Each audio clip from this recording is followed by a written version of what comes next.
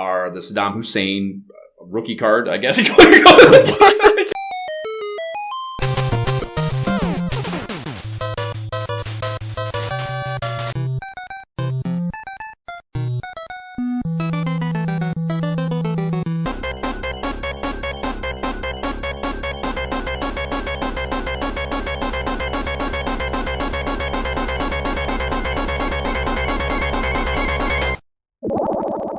This is the Imperial Scrolls of Honor podcast.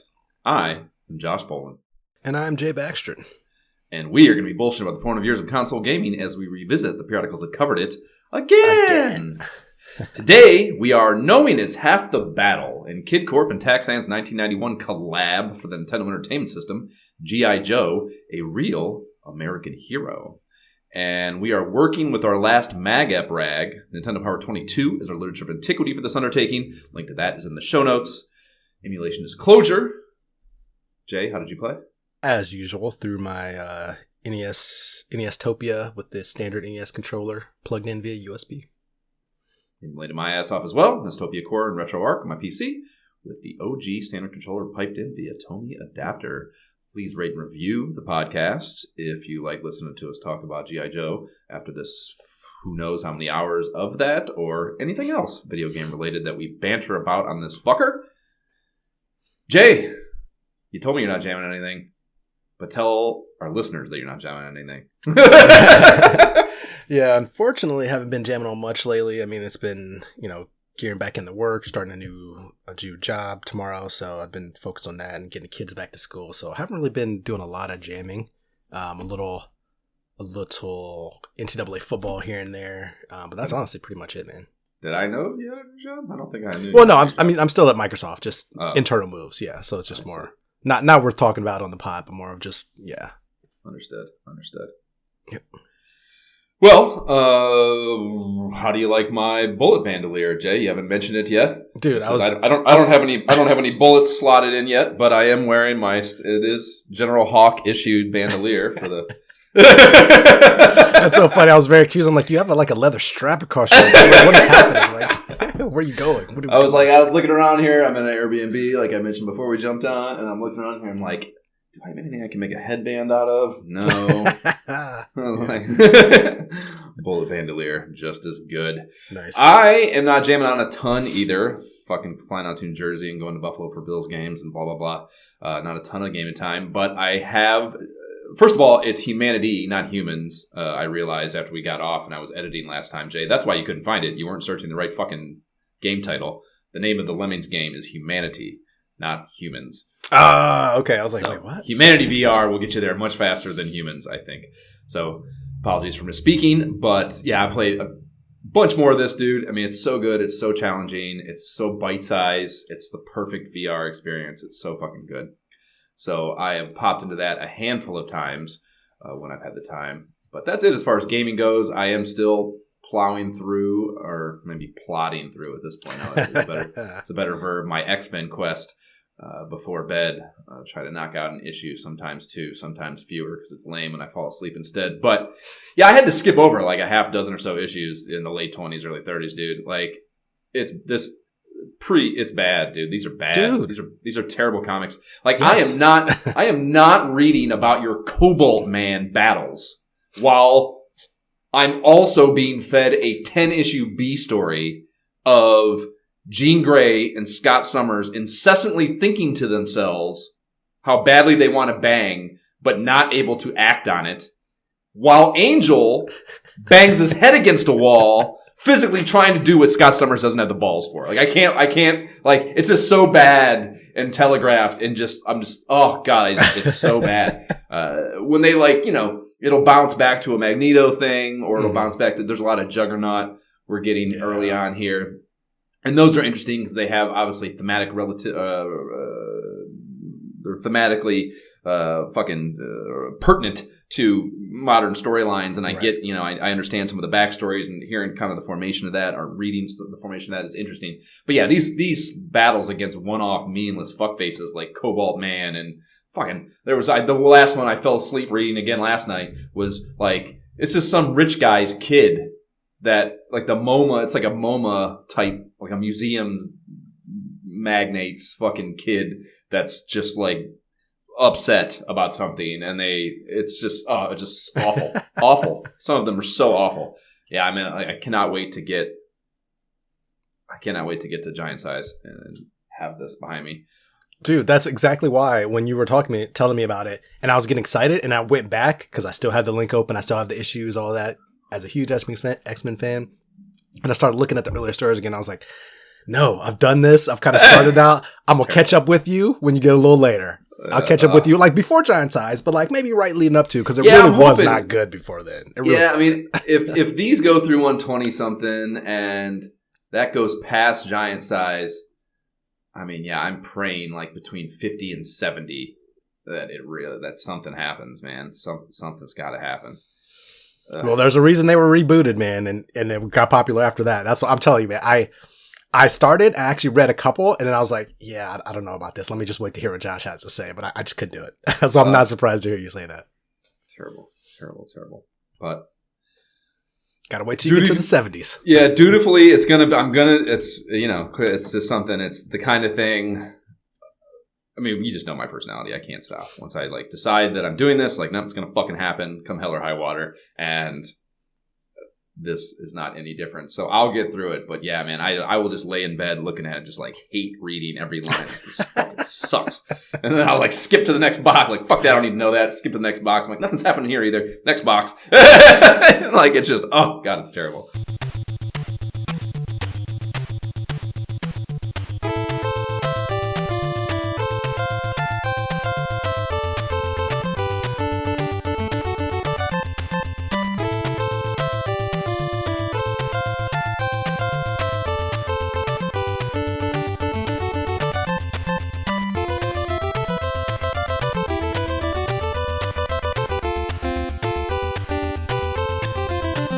That is the Mission 2 Missile Base Antarctica theme from G.I. Joe, the Real American Hero, bringing us into our actual discussion of this game. What are we even talking about, Josh?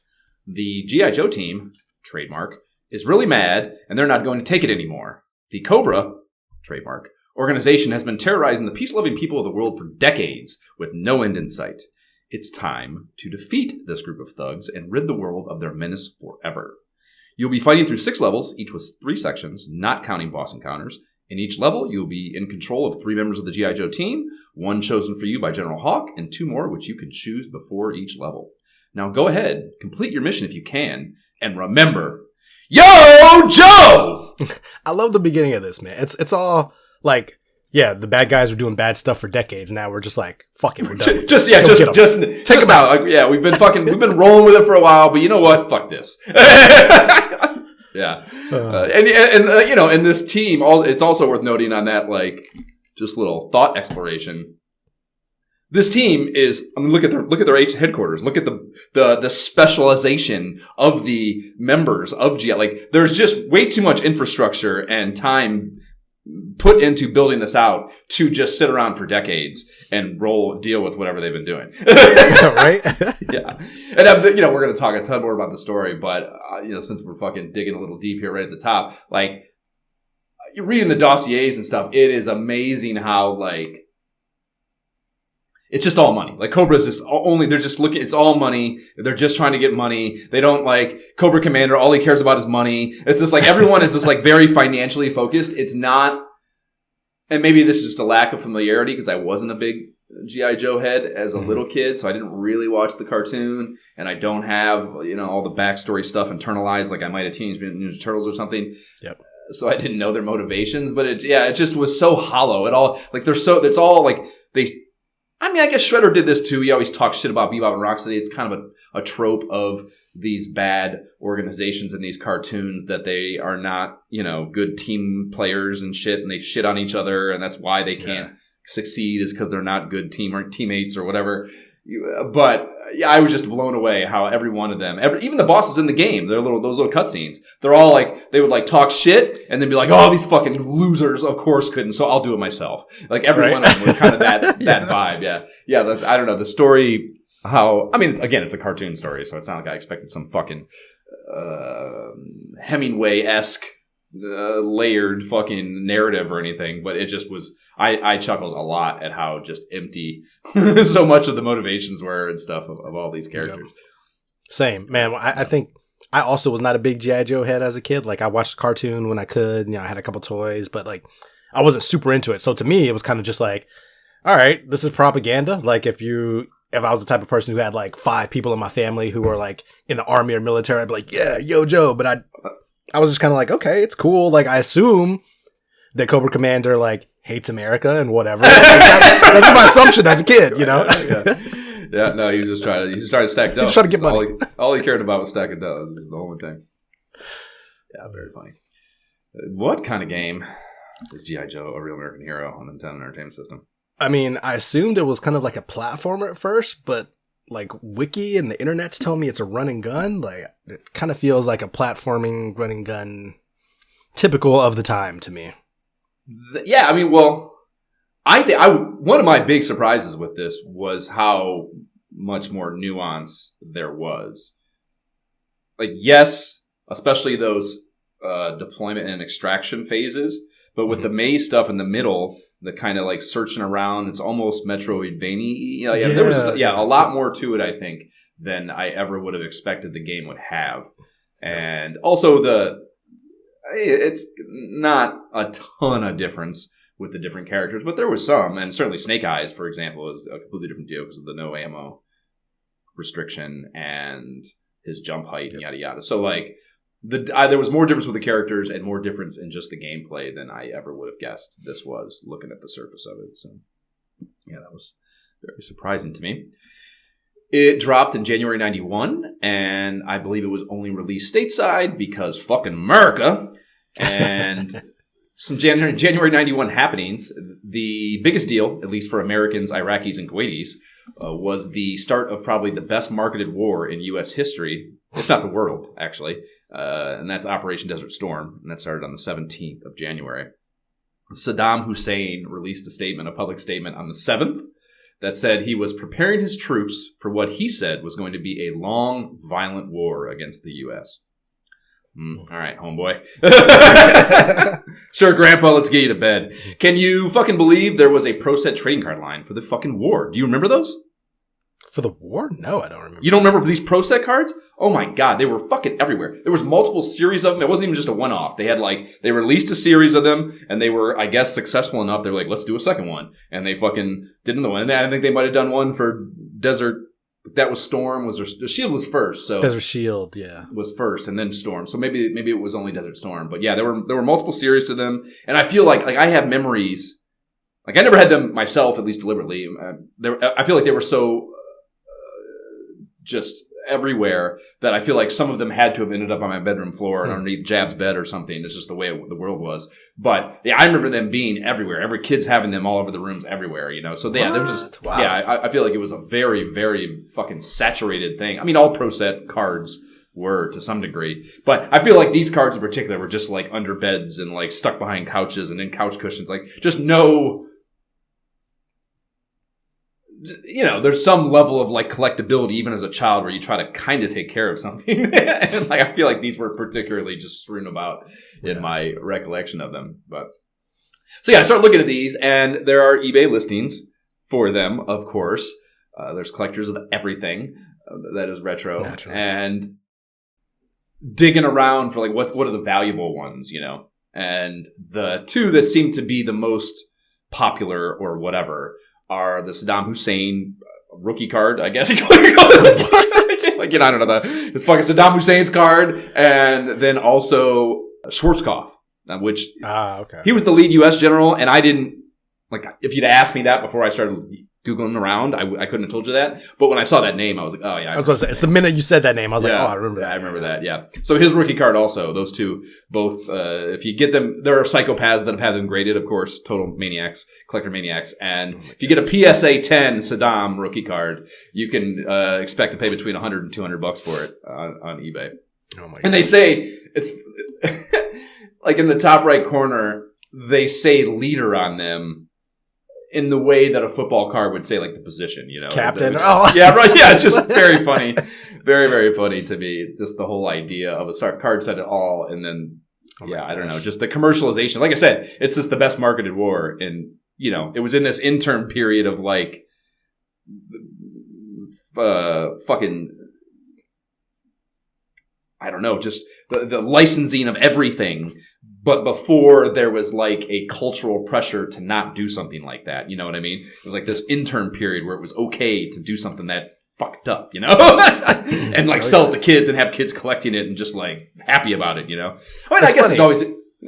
No, go ahead. I didn't I did not remember the cards that much. But to your point, I remember the names of all the leaders. I remember the names of all that. And there was even like the gas station around the corner had like a card that they pulled out and it was like Smack Iraq. And I remember like my dad like giving them $10 for me to take a sledgehammer and smash his car. Like, are you going to just hit the car? Oh my God. It was so fun. Are you kidding me? I was like, whatever age I was, like this big sledgehammer, like, it's a horrific incentive for doing it, but that is just an awesome thing to have as a kid. That's got to be just like the coolest fun. Like, what? Okay. Exactly. Not the safest activity. It's actually probably hurt yourself smacking a fucking steel car with a bat, but whatever. But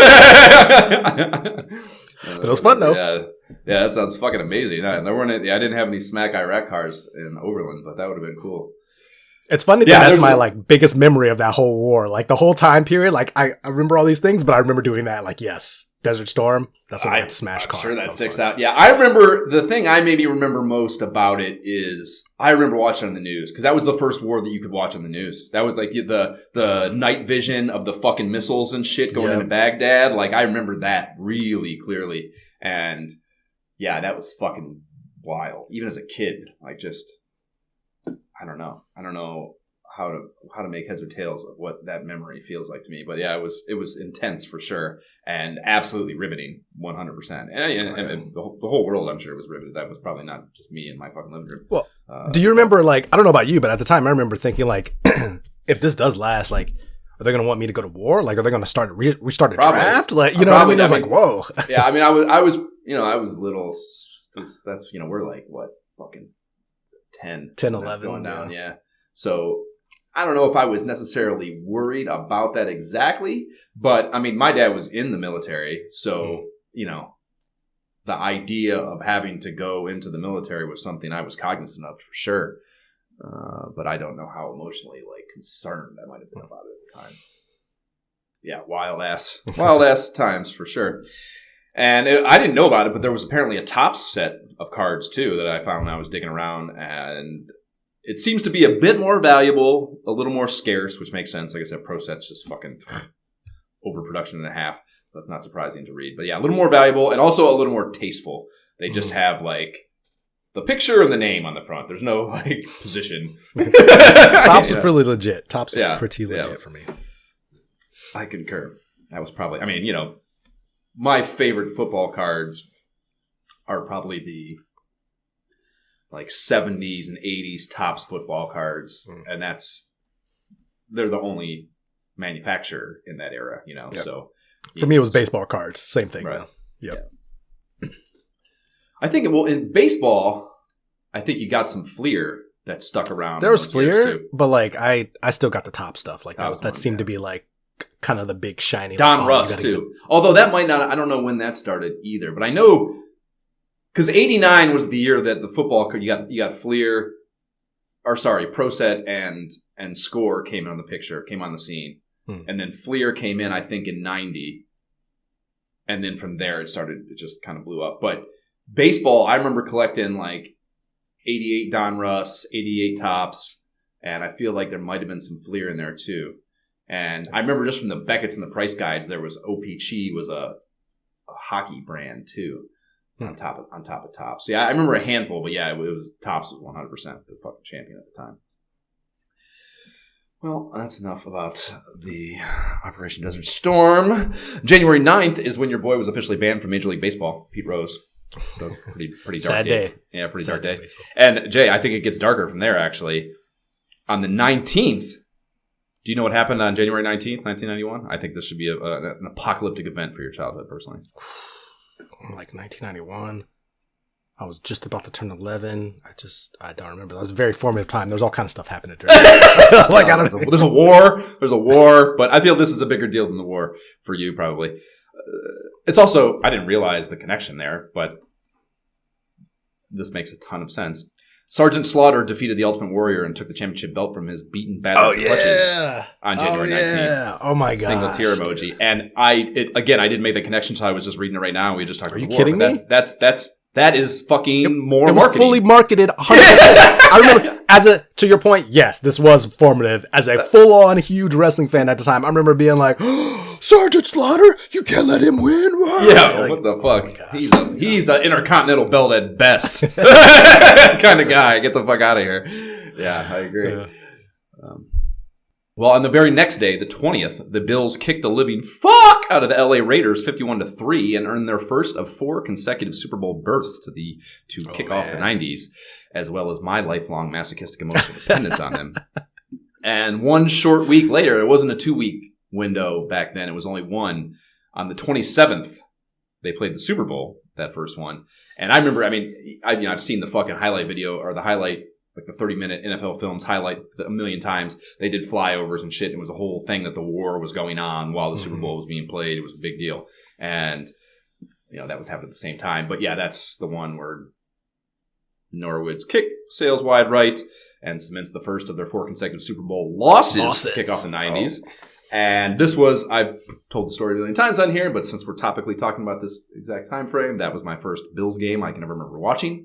Cried in my bedroom alone over the $5 of lunch money I lost in a schoolyard bet on the Bills to win outright against David Camargo, who I'll talk about here in a minute as well, defending my family's honor because I overheard my dad out in the living room drunk watching football the week before saying that the Bills, this is in quotes, the Bills were going to kick them Giants' ass. And then at school, in the schoolyard, when people were saying otherwise, I felt I needed to stand up for my family honor and said otherwise. I had no emotional affiliate, nothing, no other reason whatsoever to even know who the Bills were, let alone believe they were going to win a game against the fucking Giants in the Super Bowl. And yeah, I bet half a week's lunch money. Single tear emoji. Gotta love that. That was a sad time in my life as well. Oh man. Well, did I do artwork now? I've done this podcast too many times to not know what's next. Yeah, I do artwork next. So the cover art, Taxan is not fucking around with this box cover, bro. It's behind you right now. And I haven't been keeping a list, but I'd probably put this on my top 10 boxes for the system. Really? Ever. I just think it's such a clean... Wow. Yeah. I think it's such a clean, awesome piece of fucking key art.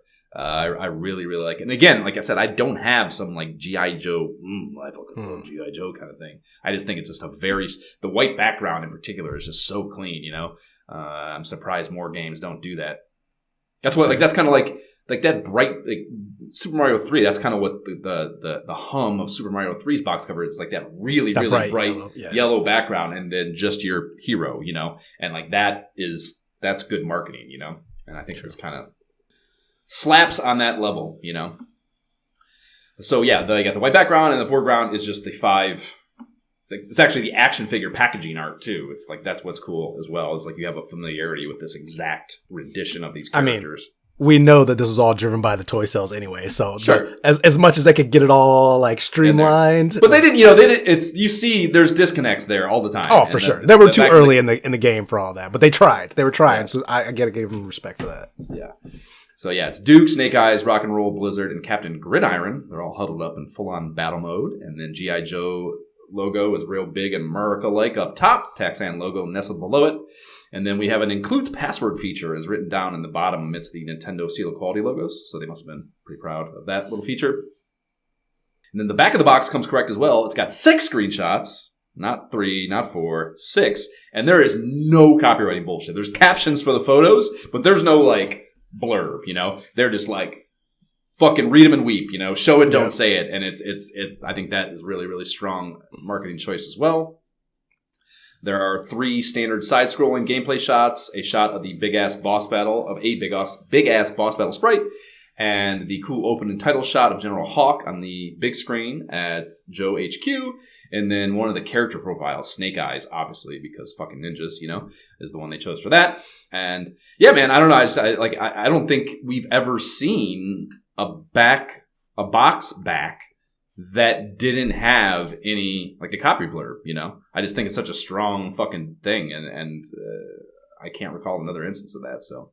That is surprising. It's almost like they just said, you know what it is. It's G.I. Joe. Yeah, we don't got to bullshit around here, man. We don't need to fuck around. Just, here's the game.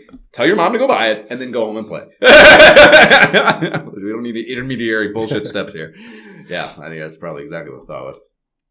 So the manual is 32 pages, full color throughout. Not unlike the box cover, there's zero fucking around. They start with the mission, the synopsis, shit I just read, and then get right into the heat content we want, a breakdown of the Joes you'll be rolling into battle with, styled very similarly to the back of packaging action figure dossiers. Love that choice as well. And yes, I was talking to you about it before we got on, but I would consult yojo.com for all my dossier comparisons and like a slew of other things. And it's an amazing website. If you're a G.I. Joe fan, yojo.com. It is, it's like, it's a wiki essentially, but it goes even further than that, man. It's like, you can, if you're a collector, you can like log in and like save your collection, and like they have, I think you can sell through it. It's like if you're a Joe collector, holy fuck, it's got to be just your. You got to be on that site. Yeah. It's it's so good. But it also, what I also like about it is there is this antiquated feel to it. It is not like, oh, for sure. Yeah, it feels like it was made when this game came out. Like, right, exactly. Static, kept right, it but it's not. It's not like it doesn't work poorly. Right, it works. It's like they wanted to keep that vibe, so they're like, we're going to keep updating it, but it's going to look like we did. It's great. It's really, really fucking just everything about it I love. So you can punch in a character's name in the search box, and it'll pull up.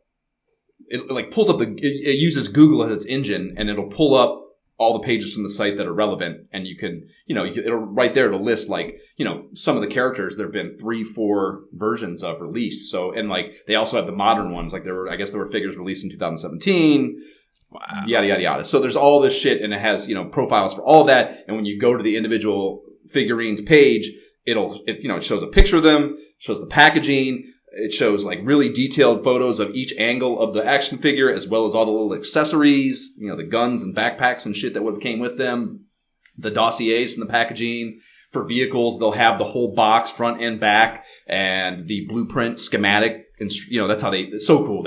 I had completely forgotten that until I was looking on the site. The G.I. Joe vehicles, the instruction manuals for those were styled like blueprint schematics, not just these are the instructions. Even the instructions are like themed with, military shit. It's just so cool, man. Such a well thought out everything with this. So fucking good.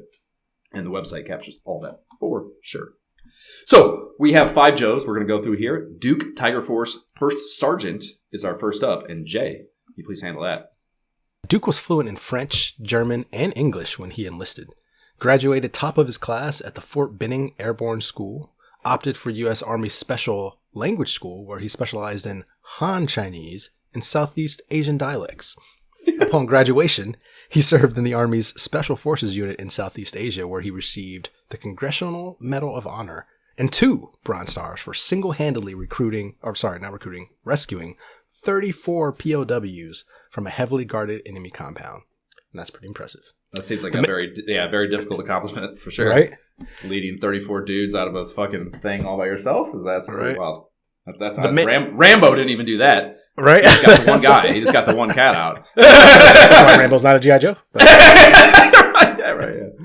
This man's a walking legend. He's got more combat experience than some of those generals in the Pentagon. Duke's the kind of grunt you want to have right by your side when the going gets rough. He can assess any hostile situation with lightning speed and act upon it quicker than you can say Tiger Force. The man doesn't know the meaning of the word fear. In fact, I don't think he's ever heard of the word at all. That is quite the dossier. Yeah, for sure. Do you know the origin? Have I told you that story on here before? The origin of the dossiers, like this, where this copy is. Do you know where this? No. Who did this and where this came from? Larry Hama he's a Marvel bigwig, and when that I interviewed him, and he told me you can Google, if you Google my name and his name on you or punch it into YouTube, these interviews will come up. They're great. He was fucking a great interview, I think. But so all these, Transformers, G.I. Joe, there's a slew of them, Thundercats, all these books that Marvel did for these toy lines, Hasbro just approaches Like, they didn't even have, all they had was figures. They didn't have a story. They didn't have a story world. They didn't have anything. They would hire Marvel to create all that around the toy. And Larry Hama was at the bottom of the totem pole at this time. So, they went all the way down the hall asking every one of the writers, would you do this? And they were all like, go fuck yourself. And they got to the last door, and that was Larry Hama's fucking door. And he said, will you do this G.I. Joe shit that Hasbro wants? And he's like, yeah, fuck yeah, I'll do it. So he single-handedly, he would get the toy, look at the toy, and then sit down and write a story, a character thing for them to write the books with. And when he was pitching Marvel Comics, the storylines and stuff, he had these materials in the room. And they're like looking at it like, what the fuck is that shit? I mean, what are you looking at right now? And he like shows them how he had created these like, essentially classified document style profiles for them. And they're like, we're going to use those on the packaging. So they literally took those notes that he made and turned them into these things that are just like everything to me as a fucking, for these characters. Like, I'm telling you, dude, clipping these off the fucking thing and keeping them in a file box, like, like, so good. And yeah, I was just, that blew my fucking mind that's how they came to be. Such a cool story. Nice. Anyways, next is Rock and Roll. He is a Gatling gunner. And his dossier reads, Rock and Roll has served with the G.I. Joe team since its inception and has been consistently upgrading his equipment and his skills. These days, his primary iron is the General Monopoly's 5.56 millimeter six-barreled electronically driven mini Gatling machine gun. It is fitted with inert gas recoil absorbers and scoped with third-generation laser optics. This weapon, including power pack and factory-loaded 100-round ammo drum, weighs in at 85 pounds and delivers 4,000 rounds per minute at a muzzle velocity of 3,300 feet per second. And I love, again, going back to what I just told you, he's sitting there thinking of this insane shit. Like, he's just like, I mean, can you imagine some of them he probably finished and just like, and probably just all in just meaningless jargon. So good. It works so good, though. Like, if you think about it, like, he looks at the box, he looks at the character, and he writes this. And not only does it fit, but, like, it actually works within the game because Rock and Roll can't jump.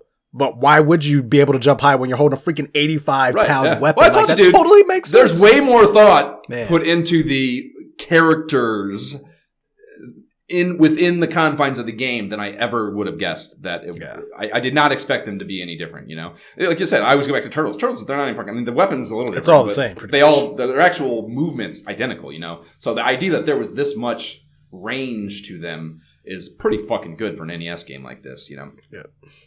So going on with Rock and Roll, when Rock and Roll was a surfer and weightlifter back home in Malibu, he used to play electric guitar in local bands. During that time, his ears became accustomed to loud, amplified noises. So he's deaf, they're saying? So today, whenever he hears the roar of his mini Gatling gun laying down maximum suppressive firepower, the sound of it is simply music to his ears. Interesting. Okay. And next will be Captain Gridiron, a hand-to-hand combat specialist. Captain Gridiron was quarterback of the West Point football team and graduated in the top 10 of his class. It can be said in his favor that he passed up an appointment to the U.S. Army War College for a conventional infantry command at the company level. It was this determination to be where the action is that brought him to the attention of the G.I. Joe organization. The other G.I. Joes were a bit put off by this West Pointer when he first showed up, but he turned out to be bearable to the point that nobody tried to tease him on his first mission. In fact, if he would only stop trying so hard to be likable and put a halt to his John Wayne, classic Hollywood tough guy imitation, they might let him play quarterback at the annual G.I. Joe fish fry football game.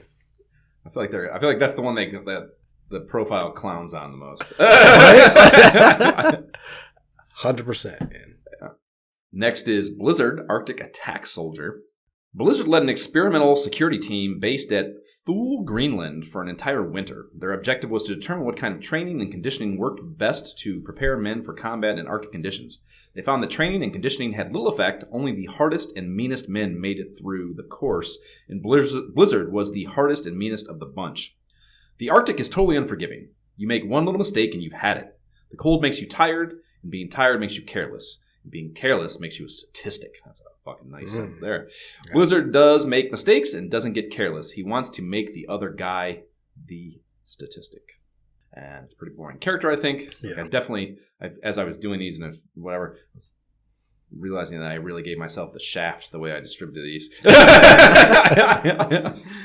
Last up is Snake Eyes Commando. No mention of ninja in his job title. That sucks. Other than that, a commando? Subject was, I like how they call him subject. They don't even say like Snake Eyes. Subject was Ranger qualified and graduated from Recondo School in Nha Trang prior to his service with a long-range recon patrol unit in Southeast Asia. It is generally accepted that he received extensive training in the martial arts from the same ninja family that produced Storm Shadow. No official records in existence. Qualified expert in all NATO and Warsaw Pact small arms, black belt in 12 fighting systems, and highly skilled in the use of edged weapons. What can you say about a good guy who goes bump in the night? The man is the baddest dude in the valley. He scares pit bulls. He should wear a sign on his chest that says, "Don't mess," period. The bad guys would like to see him declared illegal under the Geneva Convention. On the other hand, he's kind to small animals.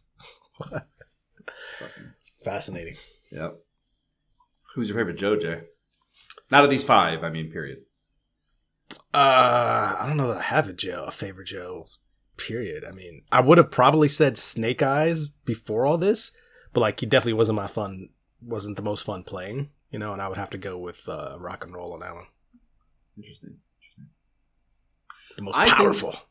He's definitely got some fucking firepower for sure. I think I would say Destro. And I specifically had version 3 of him when I was I collected a little later. Like 92-ish, so I'd have been what? 12, 13-ish. So just kind of getting out of stuff, and it was more of a collector thing than like I'm playing with these. I mean, we did play with them for sure, but I remember like it was very important to me to keep them in very good condition, and it was definitely a collector-minded activity more so than I just jamming to play with action figures, So that is interesting. And that's, of course, much later than a lot of kids our age got into Joes. That was more of like a mid to late 80s thing, Yeah. For a lot of kids. So, yeah, Destro was version 3 that I got. That was a 1992 drop. And I'll read his dossier. If I didn't make and sell weaponry, somebody really evil would be doing it. So they start... That's a cool thing, too, looking at all the dossiers. Like, they changed formats throughout the years, so now they're starting with just a quote. And then they get into kind of the profile of it. From his grim castle in the Scottish Highlands, Destro builds and peddles his instruments of destruction. Destro and Cobra Commander despise each other, but maintain an alliance of convenience. Although Destro is twice the tactician and 3 times the soldier than Cobra Commander, he is disadvantaged by his own sense of honor in the face of Cobra Commander's utter ruthlessness. This master of armaments frequently commands Cobra's newest battlefield devastator, the Earthquake. That is his breakdown. And yeah, I thought like when I was like trying to decide this just for notes, I was like, I thought I was picking. I thought I just liked the fucking action figure design, which was awesome. He like the version 3, he's got this red and black, very kind of Michael Jackson-y jumper type deal, and it's got a deep ass V to it. It goes all the way down his bare chest and below his belt line, like to his junk. Like it looks like the V stops. Like his dick is like set in the bottom of the V. It looks like the way if you look at the way where it goes below his belt. I mean, yeah. And he also had I remember his weapon so well. It was this spring loaded. They're all spring loaded at this time, but it had it was like this. It shot these red discs that were like pretty fucking heavy duty, and I mean the spring action on these things was no bullshit by toy standards, and you could definitely fuck up your cat and or little brother on the other side of the room down at eye level trying to shoot his little spring-loaded thing. You could definitely fucking pop a kid with it. Yeah, I mean they were good. They had some serious fucking power to them for just being little plastic toys, And his was particularly so that. So yeah, I just had a really cool memory of him visually. But I read the dossier and I honestly think I might have subconsciously latched on to just that character too. he is chaotic good. That's his alignment. If he were a D&D character, he'd be chaotic good. Like, I vibe really well with those kind of people in life, I feel. And he has principles. Like, he doesn't like that fuckface Cobra Commander, right? But he is going to march to the beat of his own drum no matter what. And he also likes to tinker with shit in the Scottish castle. So, like, I don't know, he's just my kind of dude, I think. And I think I might have, obviously age 12, you're not really sinking into that. But I think there might have been something there that really, that liked his, like, personality type too, But wouldn't he be chaotic evil though? Like, he's on the bad side. Why would he be good? No. Chaotic good, because he doesn't agree with Cobra Commander's ruthlessness. That's what he doesn't like about him. Okay. So he has good intentions, but he's never going to put those ahead of his own personal belief system. You know what I mean? Or like, mode. There are things that,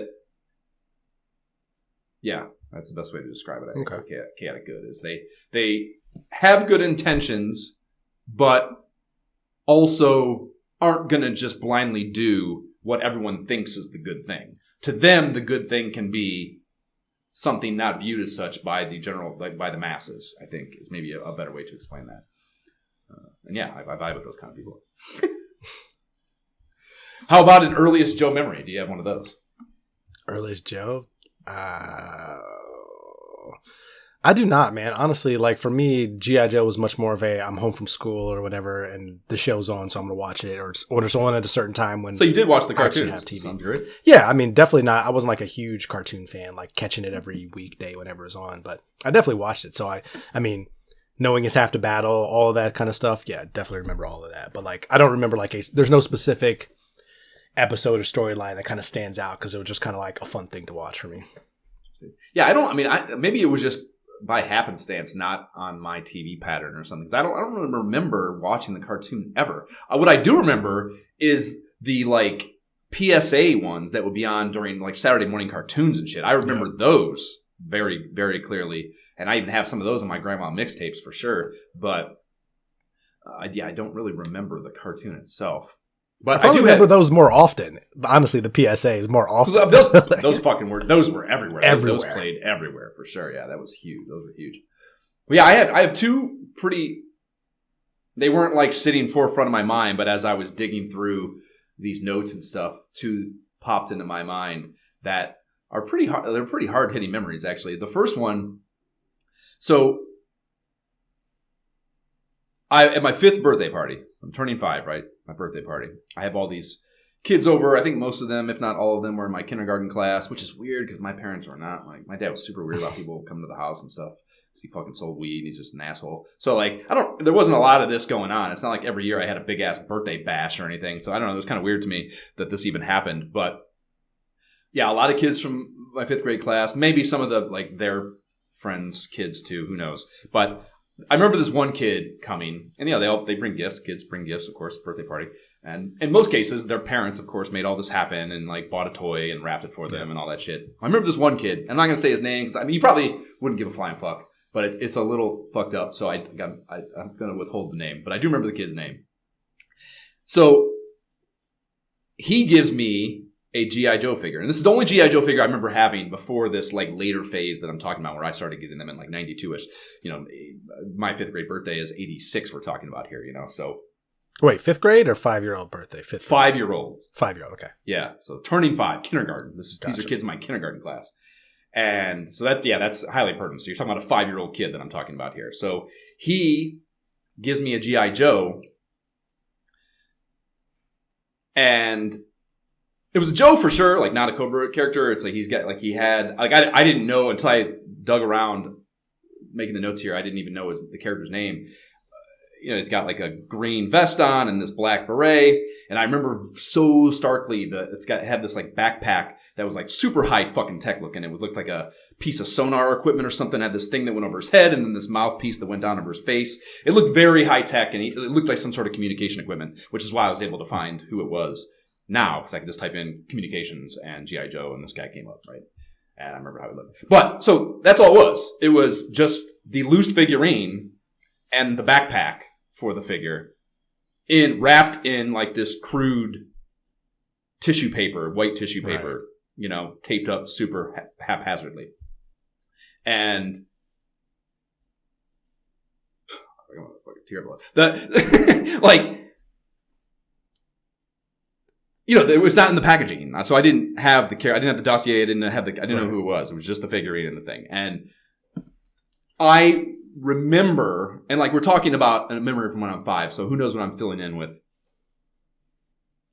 shit I'm making up or whatever, as far as how it was received or what other kids might have done. But I kind of remember the other kids knowing or realizing or being able to tell that the reason he was regifting me his own fucking G.I. Joe was because his mom was too damn broke to take his ass to Ames and buy a new one of those or whatever the fuck other toy you could have bought for a kid in his birthday party. So he literally, knowing that wasn't going to happen and was probably a fucking whole thing leading up to this, he took a toy from his own fucking room, wrapped it up himself, brought it to this fucking birthday party, and fucking gave it to me. And I'm pretty sure, I pray to God I wasn't one of them, but I'm pretty sure I remember kids fucking making fun of him for being having a broke ass mom. And soul crushing. Soul crushing memory. Just fucking, I had completely forgotten it. And I thought of that when I was fucking, it didn't even, I looked it up and he comes with this little submachine gun, which was not in there, which is because he probably lost that shitty little gun a long time before he wrapped it up and regifted it, So just, really fucking cool memory, other than the fucking bad part of that, of course. But yeah. Huh. So that is probably my first G.I. Joe memory, funny enough. And then another one I have, the David Camargo, who I will talk about again here in a few minutes, funny enough. But I've talked about him before. He was probably my best friend between 4th and 7th grade. I remember this phase in 4th or 5th grade where he was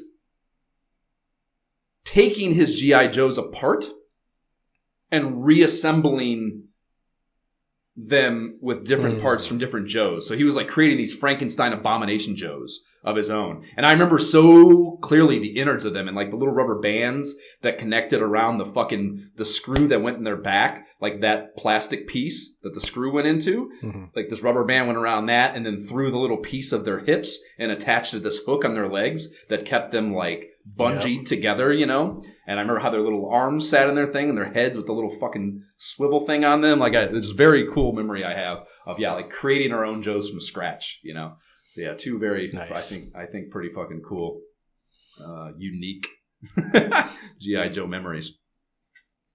Back to the manual, pages 10 and 11 are about vehicles, and I think this is a really cool choice. They are Cobra vehicles that you find and can assume control of, as opposed to Joe-issued vehicles. So I thought that was pretty cool. The first paragraph of this was cool, I thought. Where is that at? Scattered around different places in some levels, you will find enemy vehicles waiting for you to use. There are 3 different vehicles which can be taken, each with a unique and special ability. When you take a vehicle, the life bar of the character who you are using will be replaced with the life bar of the vehicle. The vehicle will last until the life bar is depleted, then you're out of a vehicle. To exit a vehicle before it is destroyed, press select. And then there's the Cobra Pogo, the Cobra Interrogator, and the Cobra Buzzbore. And I don't think I ever used the Pogo. Really? The Buzzbore you have to use quite a bit, actually. Maybe you don't have to, but the game would suck real bad if you didn't, I think. And then I only think I used the helicopter one maybe once or twice, not a ton. I used the helicopter a few times, the Pogo not the Pogo, but the Buzzbore a few times, and then the Pogo twice. There was another opportunity to use it, and I was just like, man, do I need it? I don't even know if I ever fucking actually saw it. Really? Yeah. How did you never even see it? That's crazy to me. That is crazy to me.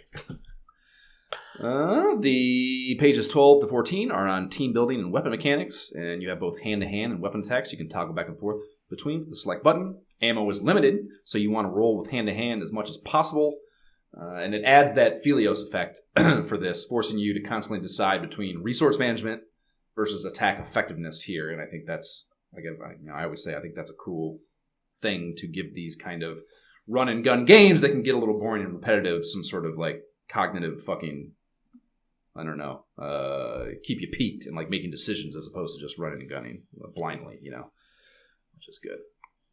And it explains here you can switch between any of the 3 Joes currently in your team for the level by hitting start. And it's just like the first team in T, where you just hit start and go to the new guy and then go back. And you can do that at any time, switch back and forth as many times as you want. There's no limitations there. Page 15 explains a power-up system for each Joe's weapon. And there are 4 levels. Each one increasingly makes for a more devastating weapon, as you'd expect. The leveling up requires picking up weapon symbols that are hidden in the stages, and you need to pick up 4 for each level up of the weapons. And these are persistent upgrades. They remain even if you deselect a character for a mission, then return to them for future missions. So they make, I think in the tips, they mentioned that like you don't want to just use the same people every time, because General Hawk is going to make you use all these people. And it'd be good to not be working from scratch when he does that. And it's going to be obviously later in the missions too that are harder. So there's a reason to like incentive to not just pick your favorite Joes every time. You know what I mean? I didn't really listen to it once I figured out how little relevance that really had, but nonetheless, they tried, which is commendable. And you get demoted a level if you get a cat captured, and lose all levels accumulated if all characters die in a level. And you lose any weapon symbols picked up on death or password restart that you haven't clipped up to a whole. Like if you have like 2 of the 4 units to level up, and you die or do a password restart, you lose that progress. So it's kind of like that reminds me. That was a thing in the second Legend of Zelda in Adventure of Link. There's like a dying loses your experience accumulation down to your last level up, and that can really fuck you in level. And it's less punitive here, but same concept basically. Yeah. Pages 16 to 17 is even more nuance and complexity. The level structures, each one is divided into 3 main parts. The fight into the mission zone itself, the maze thing, and then the escape from the mission zone. And the first and last of those are straightforward side-scrolling action. You just battle your way to the end and murk the stage boss. And each one of those has a stage boss there. So there are 3 bosses to every mission, basically, which is cool. And there's fucking a million of them. So they really utilize that G.I. Joe character library to its maximum,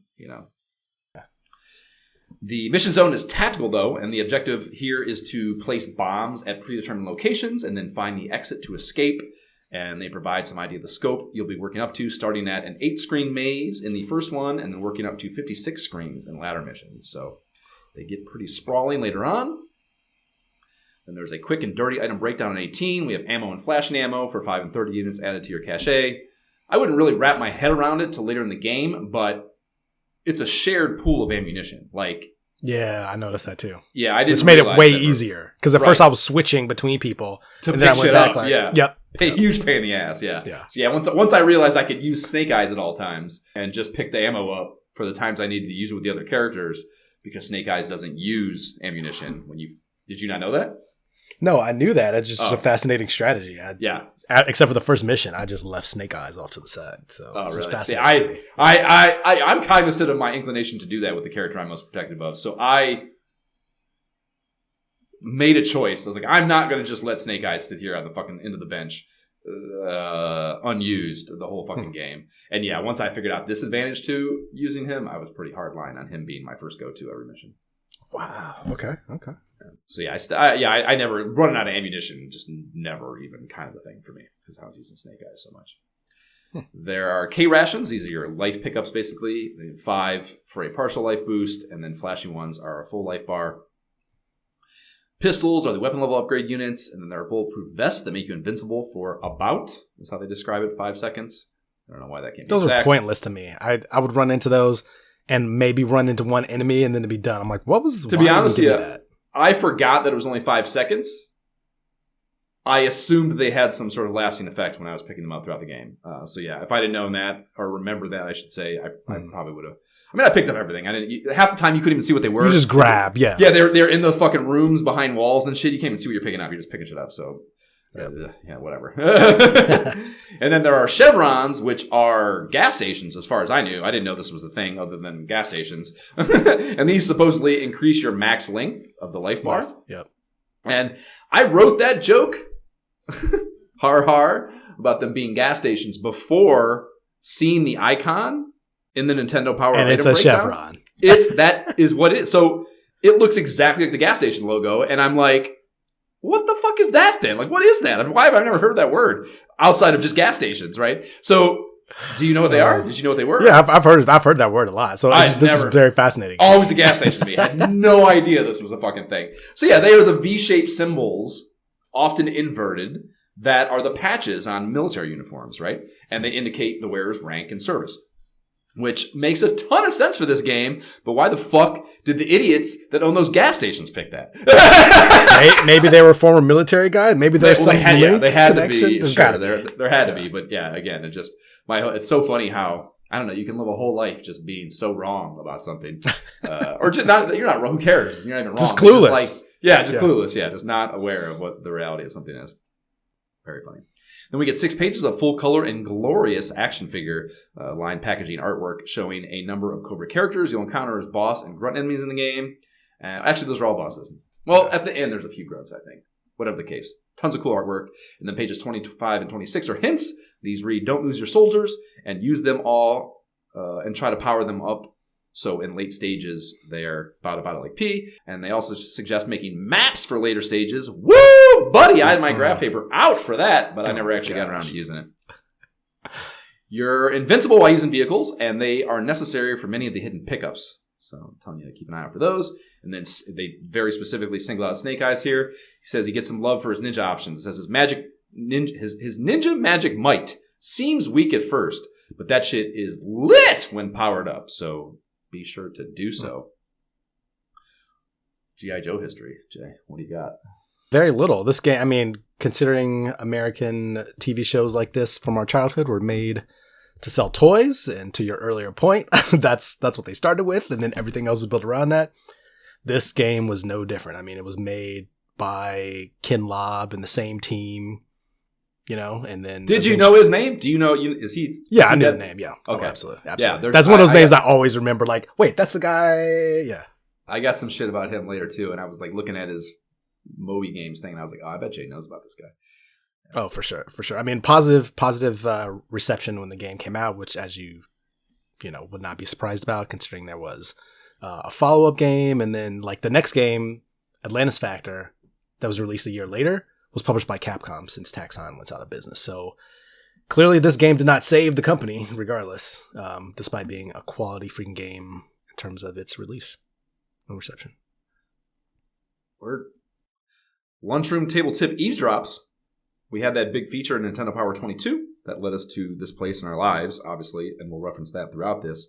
But other than that, we're on our own. The game's only been out a few months at the March 91 place we're at in our mag timeline, and it takes like maybe 6 to 10 months for a magazine write-in to be composed, selected, answered, edited, and then published back again. So there'd be no way for there to be like classified info or anything on the timeline we're on. I did do an economic analysis for this. Pretty fun, I think. What? Yeah, the cost of buying every Joe, boss, and vehicle in the game at release, or sorry, not every Joe, but every boss and vehicle in the game at release, then today in both MSRP with inflation and then the actual collector's secondary market costs. So basically what we're really trying to find here is the core thing was if I had bought all these on release at their MSRP in the years they came out, how much would I make to sell them present day? What would be the profit of doing that? Right. So in Mission 1, we have Cobra Condor, Z25, Raptor, and Range Viper as our 3 bosses. The MSRP on those was $20.49 and $89, $2.43 for Raptor and $87, $2.55 and $90 for Range Viper. That's $64.89 brought to $24. And then the secondary market for these 3 present day, looking on eBay. And in these cases, I tried to find the CIB versions, like the full box deals. Wasn't always possible, but I at least chose a complete set other than the box, maybe. And there's so many, I didn't want to fucking get too fucking maniacal about it. But the Cobra Condor Z25 complete is $399.99, recently sold.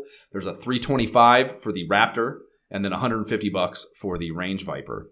And that's $874.99 basically for those 3. So moving into Mission 2, we got the Cobra Sea Ray, Buzzboard, Metalhead.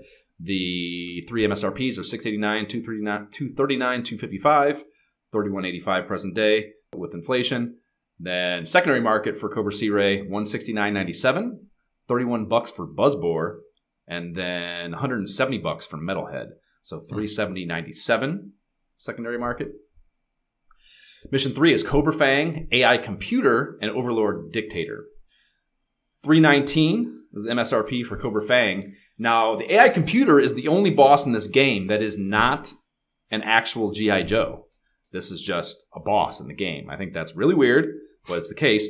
So, in place of this one, I chose a character, a G.I. Joe figurine, named Mainframe! That checks out. Yep. Yeah, so he was an 86 release, $235 MSRP on that.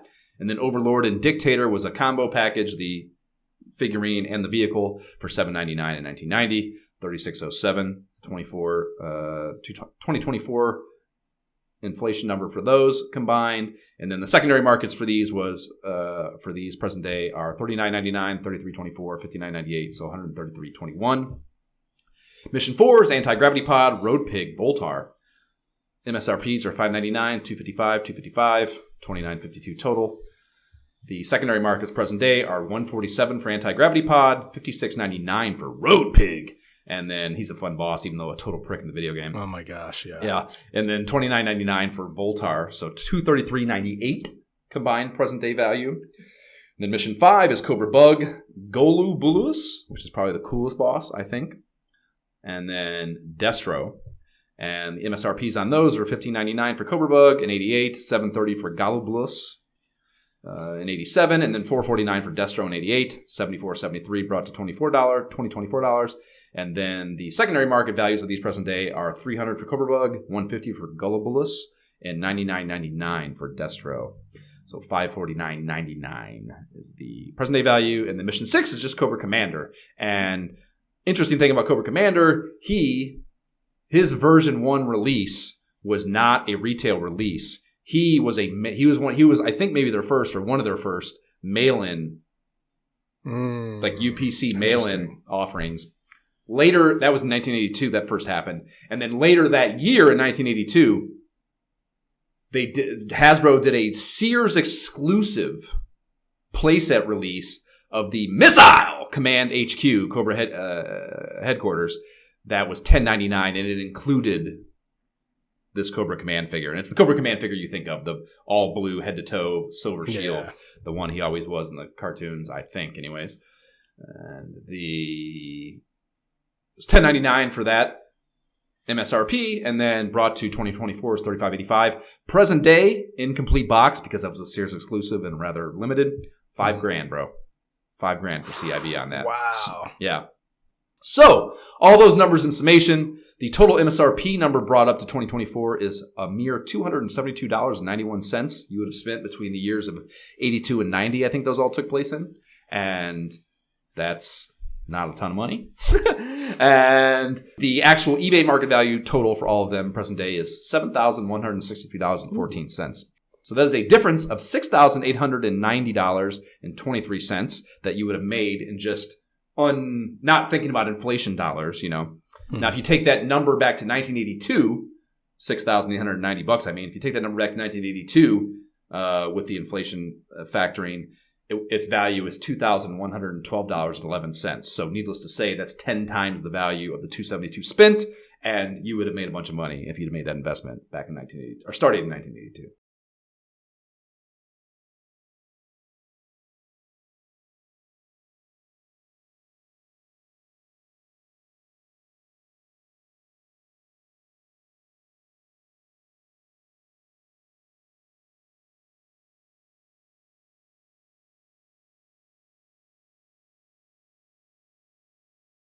That is the Mission 6 Cobra main base theme, getting us into our playthrough of G.I. Joe, the Real American Hero on the Nintendo Entertainment System. We start with the title screen, as we always do. On Fire Up, they start with a slow, silent fade-in presented by Taxan, so you absolutely know who brought this heat to your doorstep. And then we cut to the title screen with the full G.I. Joe, a Real American Hero logo, perfectly pixelated. The banger title theme raucously rips in with it.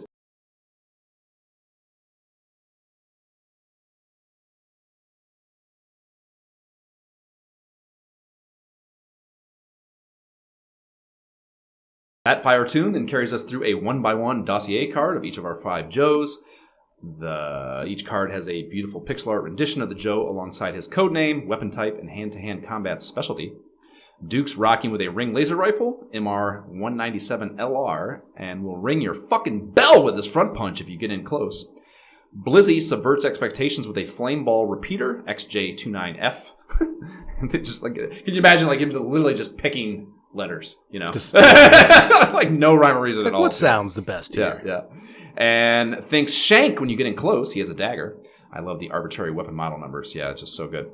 The Snake Eyes has no gun, as we are informed here that he prefers his Jitsu of power because fucking ninjas, bro. Ninjas. And he does pack some steel, though. A katana sword if you decide you want to roll up on him like he's not a fucking ninja. Captain Gridiron brandishes a football grenade launcher, FGL-3. Field goal is 3 points. Do you get it, Jay? Do you get it? Love it. Yeah. And shares Duke's brand of hand-to-hand combat, a front punch. And lastly, Rock and Roll has a big-ass spread machine gun, SG-227J, and also rolls with a tried-and-true front punch if you think a dude from Malibu won't knock you right the fuck out. So I popped into Peep Game on the password entry screen, and I think it's right there with Metal Gear's transceiver interface for the coolest one on the NES, dude. Did you look at this? I mean, yeah, I definitely used it. Yeah. It was pretty straightforward. I mean, I like the art and everything, the kind of background, instead of kind of just like a plain screen. Like, even like you might get in Mega Man, even though Mega Man has a nice music in the background, that's a nice screen to kind of input. Yeah, for sure. Yeah. Yeah, it's a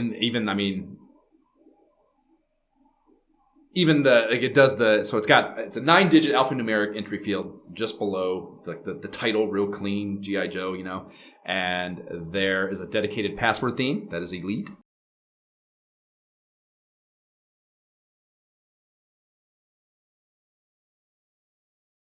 So it's all uppercase. O and I are taken out of the alphabet to avoid confusion, and they still put a line through the 0 just to be thorough.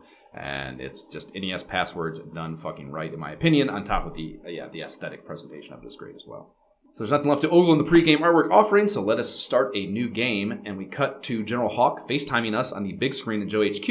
They add some cool comm interference effects. It's like staticky and stuff.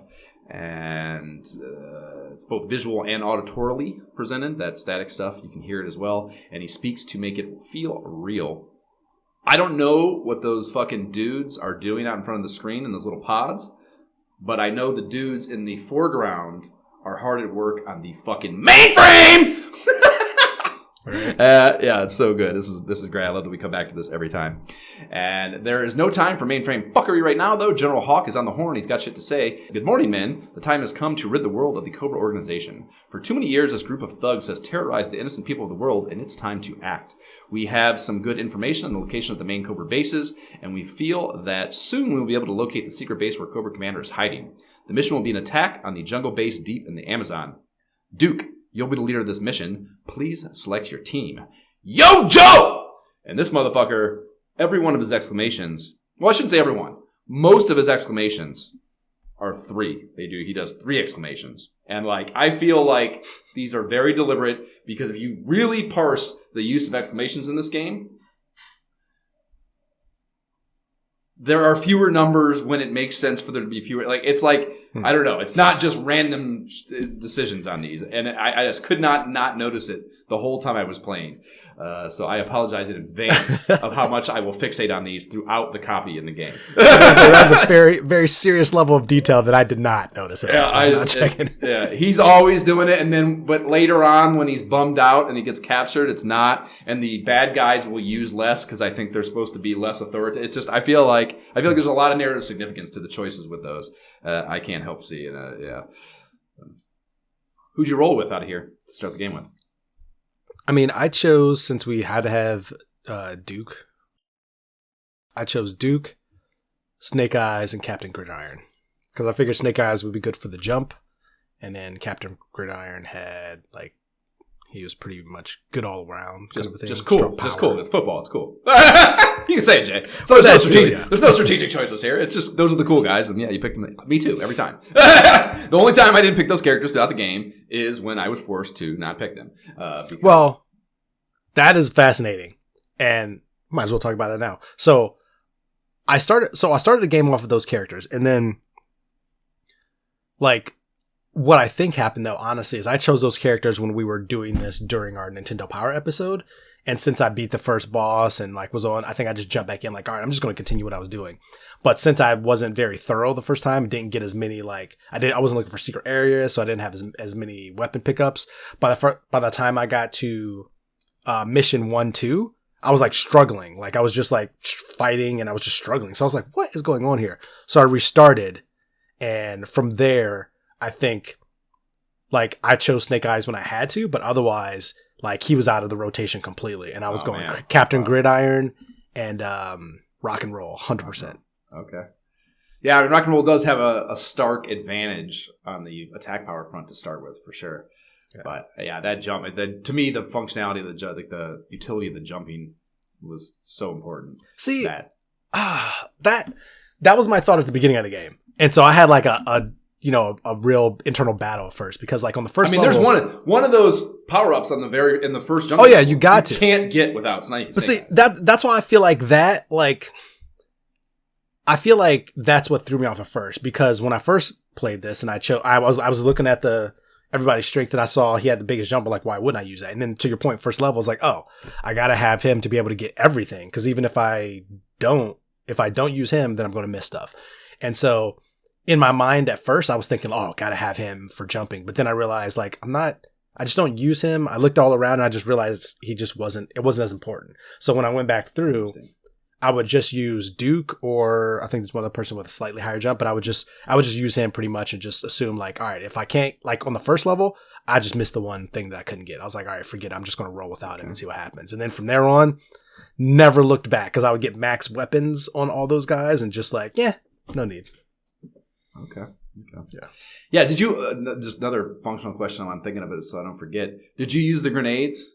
Did you ever? Oh my gosh. I'm glad you brought that up. I forgot that I even read about the grenades in the manual. I literally didn't use them until like, mission 4 or something, when I did something and I was like, how did I do that? Like, I accidentally legit do it, because I was using punches so often. Like, I would just run with Duke and just be punching.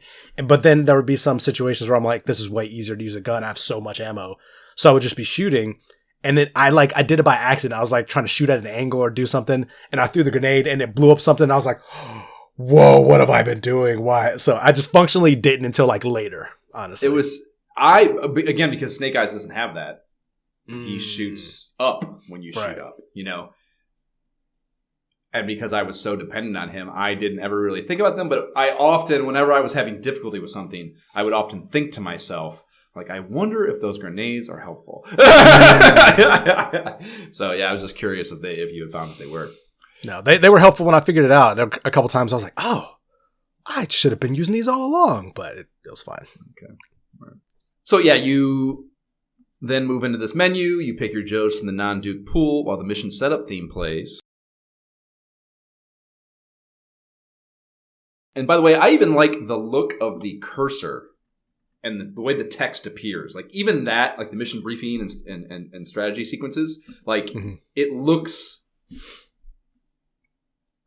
I don't know, it looks great. It's the simplest way to say it, but it's also, I don't know, just more polished than a lot of like, here's some story copy presentations, It's like a super small thing, but like it just, I feel like there was time and effort dedicated to that you don't get in most games. And I think that would be a reoccurring theme with all the just visual aspects of this game. Is very well done. There's no like NES cash grab IP bullshit going on here at all. Like this is a very well made game, top to bottom. Everything was thought about. There was no just like, fuck it, that's fine, moving on kind of stuff anywhere in this game, I feel. And that was also, like many of the surprises I had playing this, that was one of them. That there wasn't, I don't know, just everything was very polished and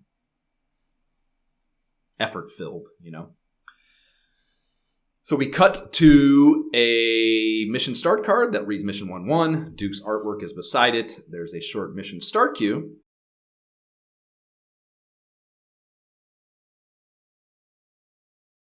And yeah, there's like a ton of music. No fucking punches pulled with the music score either. So again, just another example, just like all the trimmings, man. All the trimmings are here. So after that, the jungle scene pops up, and it's like every one of these going into stage 1, stage 1, and then coming out of stage 3, you get these like deployment and extraction cinematics that like show you going into the space or the area, And in this case, there's this vehicle that pokes its nose out from off-screen left, a door opens up, and Duke comes popping out and scurries into the brush as the character deployed cue chimes. Drop that here. And then the game starts, and we stand on a little hill in the jungle, and this game looks fucking great. There's a ton of depth to the background. Like, there's persistent animation up top and below. So you have the jungle canopy, the leaves are blowing in the wind, and then at the bottom, the water is moving and passing by. So, again, there's just like a ton of depth to the image, I think, that, again, most NES games not getting around to. This is up there. Even Batman didn't, as great as that looked, and as much as I loved its creation of depth, its creation of depth was all static. It didn't have these animated layers to it. Every level has like a foreground animation and a background animation, and I just think it makes it look incredible by NES game standards, in my opinion. And each mission has its own dedicated music track. They're all fucking bangers. We'll go through some of them in the act breaks here.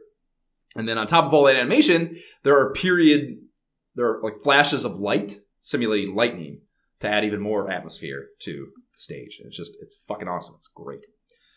So our controls and HUD situation, the basic shit holds true here. D-pad to move, A jumps, B attacks, but there's plenty of nuance to getting around the game. Select swaps between attack modes, weapon or hand-to-hand, and start brings up the character select subscreen that we talked about. And jump is pressure sensitive. The longer you hold the jump, the higher it goes.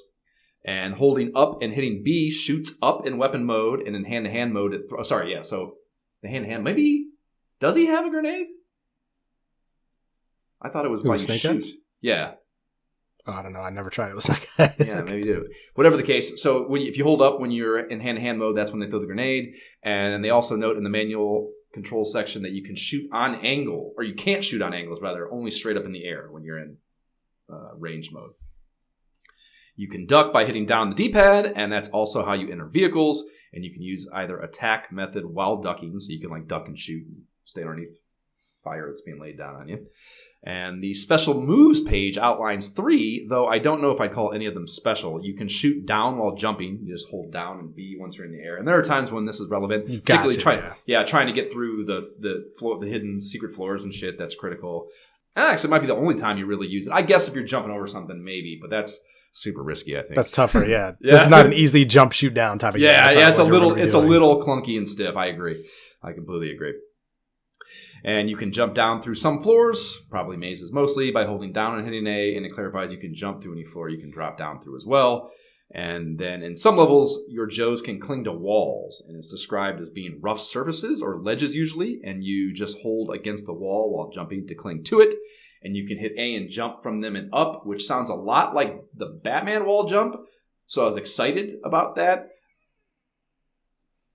considering that got my 1990 Nestors vote for controls, especially. But it's not nearly as good. It honestly reminds me more of the Ninja Gaiden stuff, because you're never jumping. Well, there are some times where you're jumping between walls and it works, but more often than not, you are having to you cling to the wall and then you need to jump out and get higher on the wall and then and just inch your way up. And that's a Ninja Gaiden thing that sucks about Ninja Gaiden, actually. So I wasn't happy to do it here either.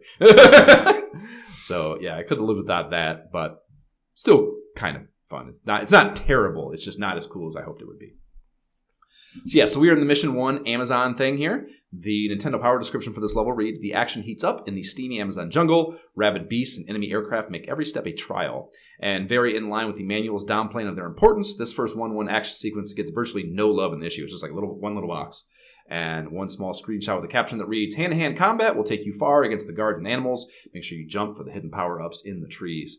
And then the escape sequence, 1-3, gets a bit more play, but the bomb stashing part, 1-2, is the screenshot map that dominates the 2 pages dedicated to this mission in Nintendo Power. And that's kind of how they're all structured. It's like the 1, 2 is where the meat is, and that's where they're like pointing things out on the map. And I probably use them in every one but the first eventually.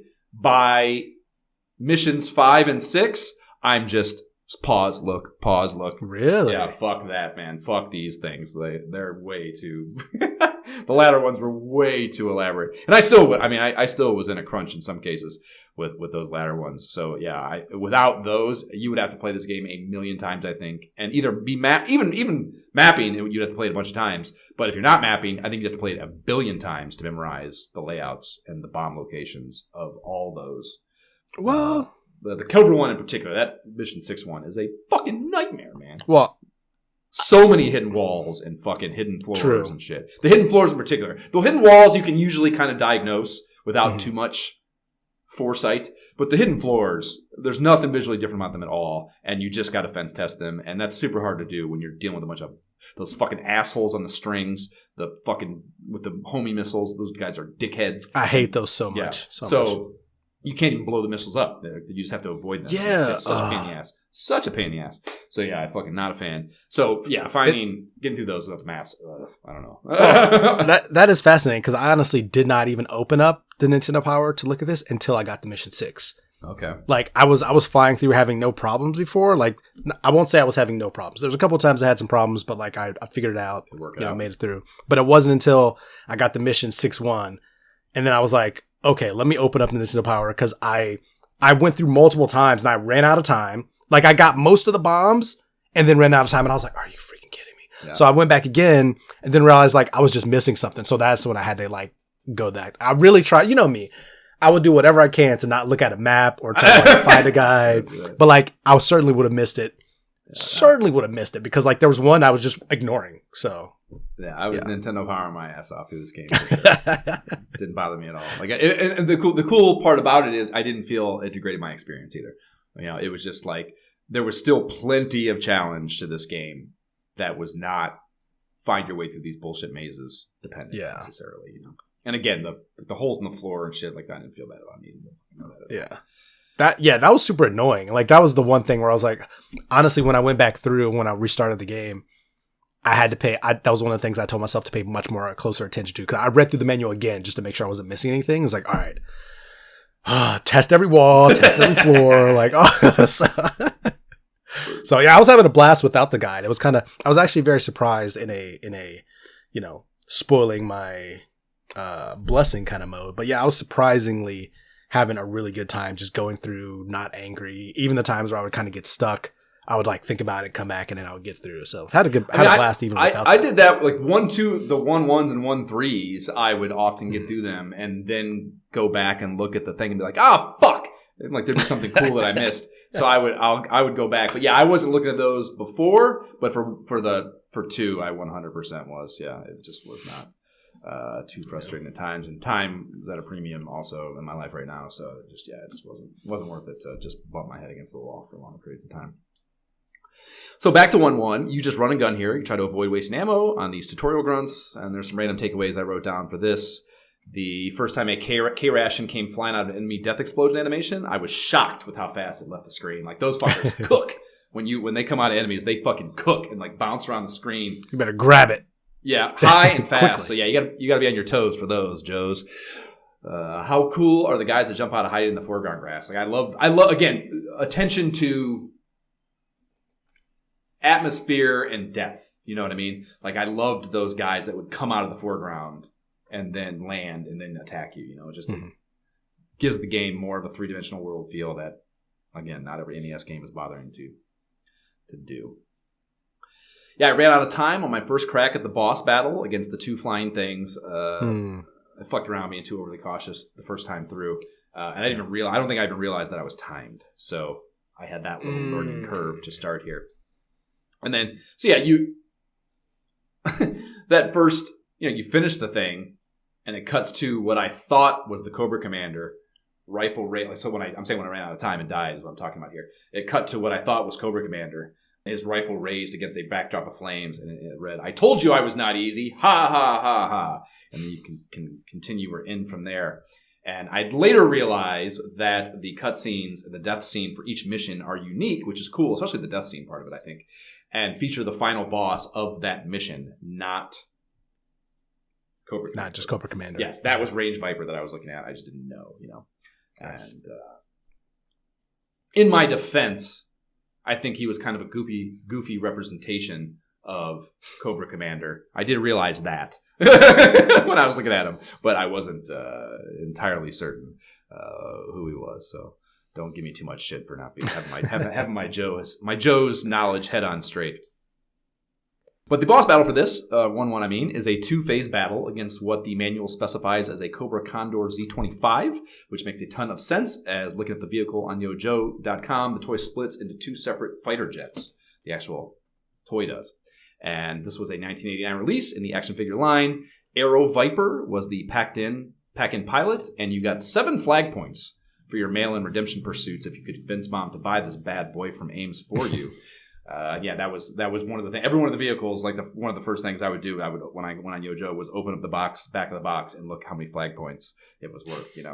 So I got to know. It was funny how I got to know the economy of them very well. Like all figurines were 1. The little bullshit like under $5 super cheap vehicles were all 2 points, and it was funny to me that I got to know the economy very quickly, looking at the different options for vehicles, or like scope of vehicles. So looking this shit up, I was reminded that here, this is where I first remembered that the fucking instructions were the blueprints, and they look so fucking cool, dude. So fucking awesome. Really, really cool touch that I just loved finding in here and having forgotten about. I think being reminded of it maybe was a really cool part about it, just as much as actually looking at them. So the back of the boxes have a little box that reads, "Important. Enclosed are top secret blueprints of an actual," whatever the vehicle name was. "Add them to your Cobra Command files." And you bet your sweet ass I was adding them to my file box. I had a little file box, and they all went in there, and they were fucking alphabetized, and it was great. But yeah, just fucking really, really cool toy line. Original MSRP on this was, we went through them earlier, but obviously I'll mention them piecemeal here as we get to them. This was $20.49 on Yojo. And then a fun passage from Aero Viper's dossier that I wrote down. Aero Vipers aren't surgically altered to withstand G-forces like the Strato Vipers and Star Vipers. They lift weights and learn to take the pain. Like they, all the Cobra. I mean, all of them. Honestly, G.I. Joes too. They're all big swinging dick. How much testosterone can we pack into this dossier? But the Cobra ones in particular have some funny ones. So both of these things, the in-game version of them, they both swoop and drop missiles that cruise at you at ground level, and you can take damage from contacting the boss sprite as well. For me, Captain Gridiron's football grenade launcher is perfect for these fuckers. I wish I had tried that before getting Duke pummel choked in my first ride through. His the angled deal that his gun does was really helpful for fighting this dude. But as you'd expect for a first boss, not terribly tough. Pretty easy. I replayed it a few times just so I could escape with real life lost. Yeah, right, precisely. Yeah, same here. So when you take them down, the screen fades out, and we get the 1-2 card with Duke again. Then a quick cutscene where Range Viper gets to immediately talking the mad shit I fully expected him to throughout the game when I thought he was Cobra Commander. He says, "Yo, Joe," or Sojo rather, "you think you're pretty tough? Well," and there's 3 exclamations there. And then he says, "Well, I'm waiting," single exclamation.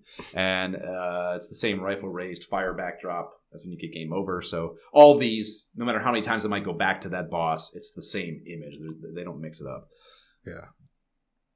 So you go right into 1-2, and it's bomb specialist time. And there's a really cool animation and a pop-up window when you first place the bombs. I really dig that. It made me feel skilled.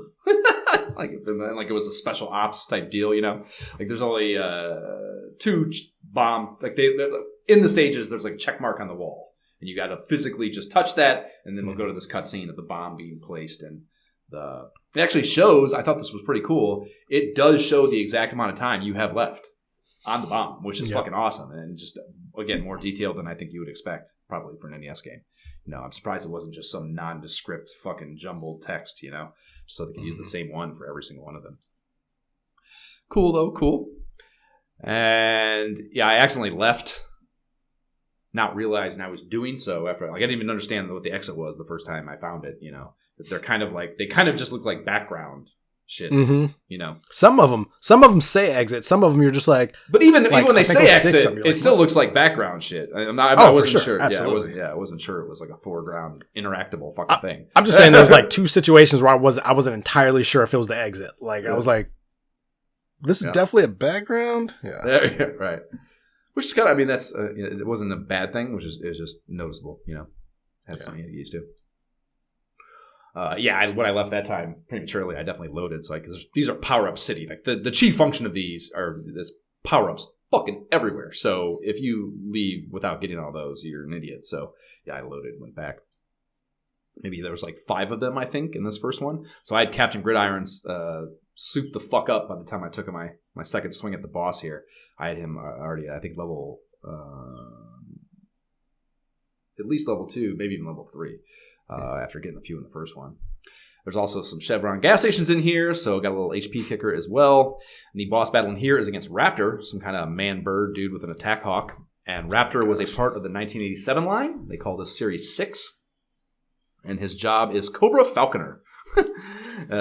He is worth 1 flag point, as I mentioned all the action figures are. And that's looking like a trend, for all those. He's got a wild-ass dossier. Raptor was a yuppie tax consultant who took up falconry as a pastime and soon became obsessed with the avian blood sport.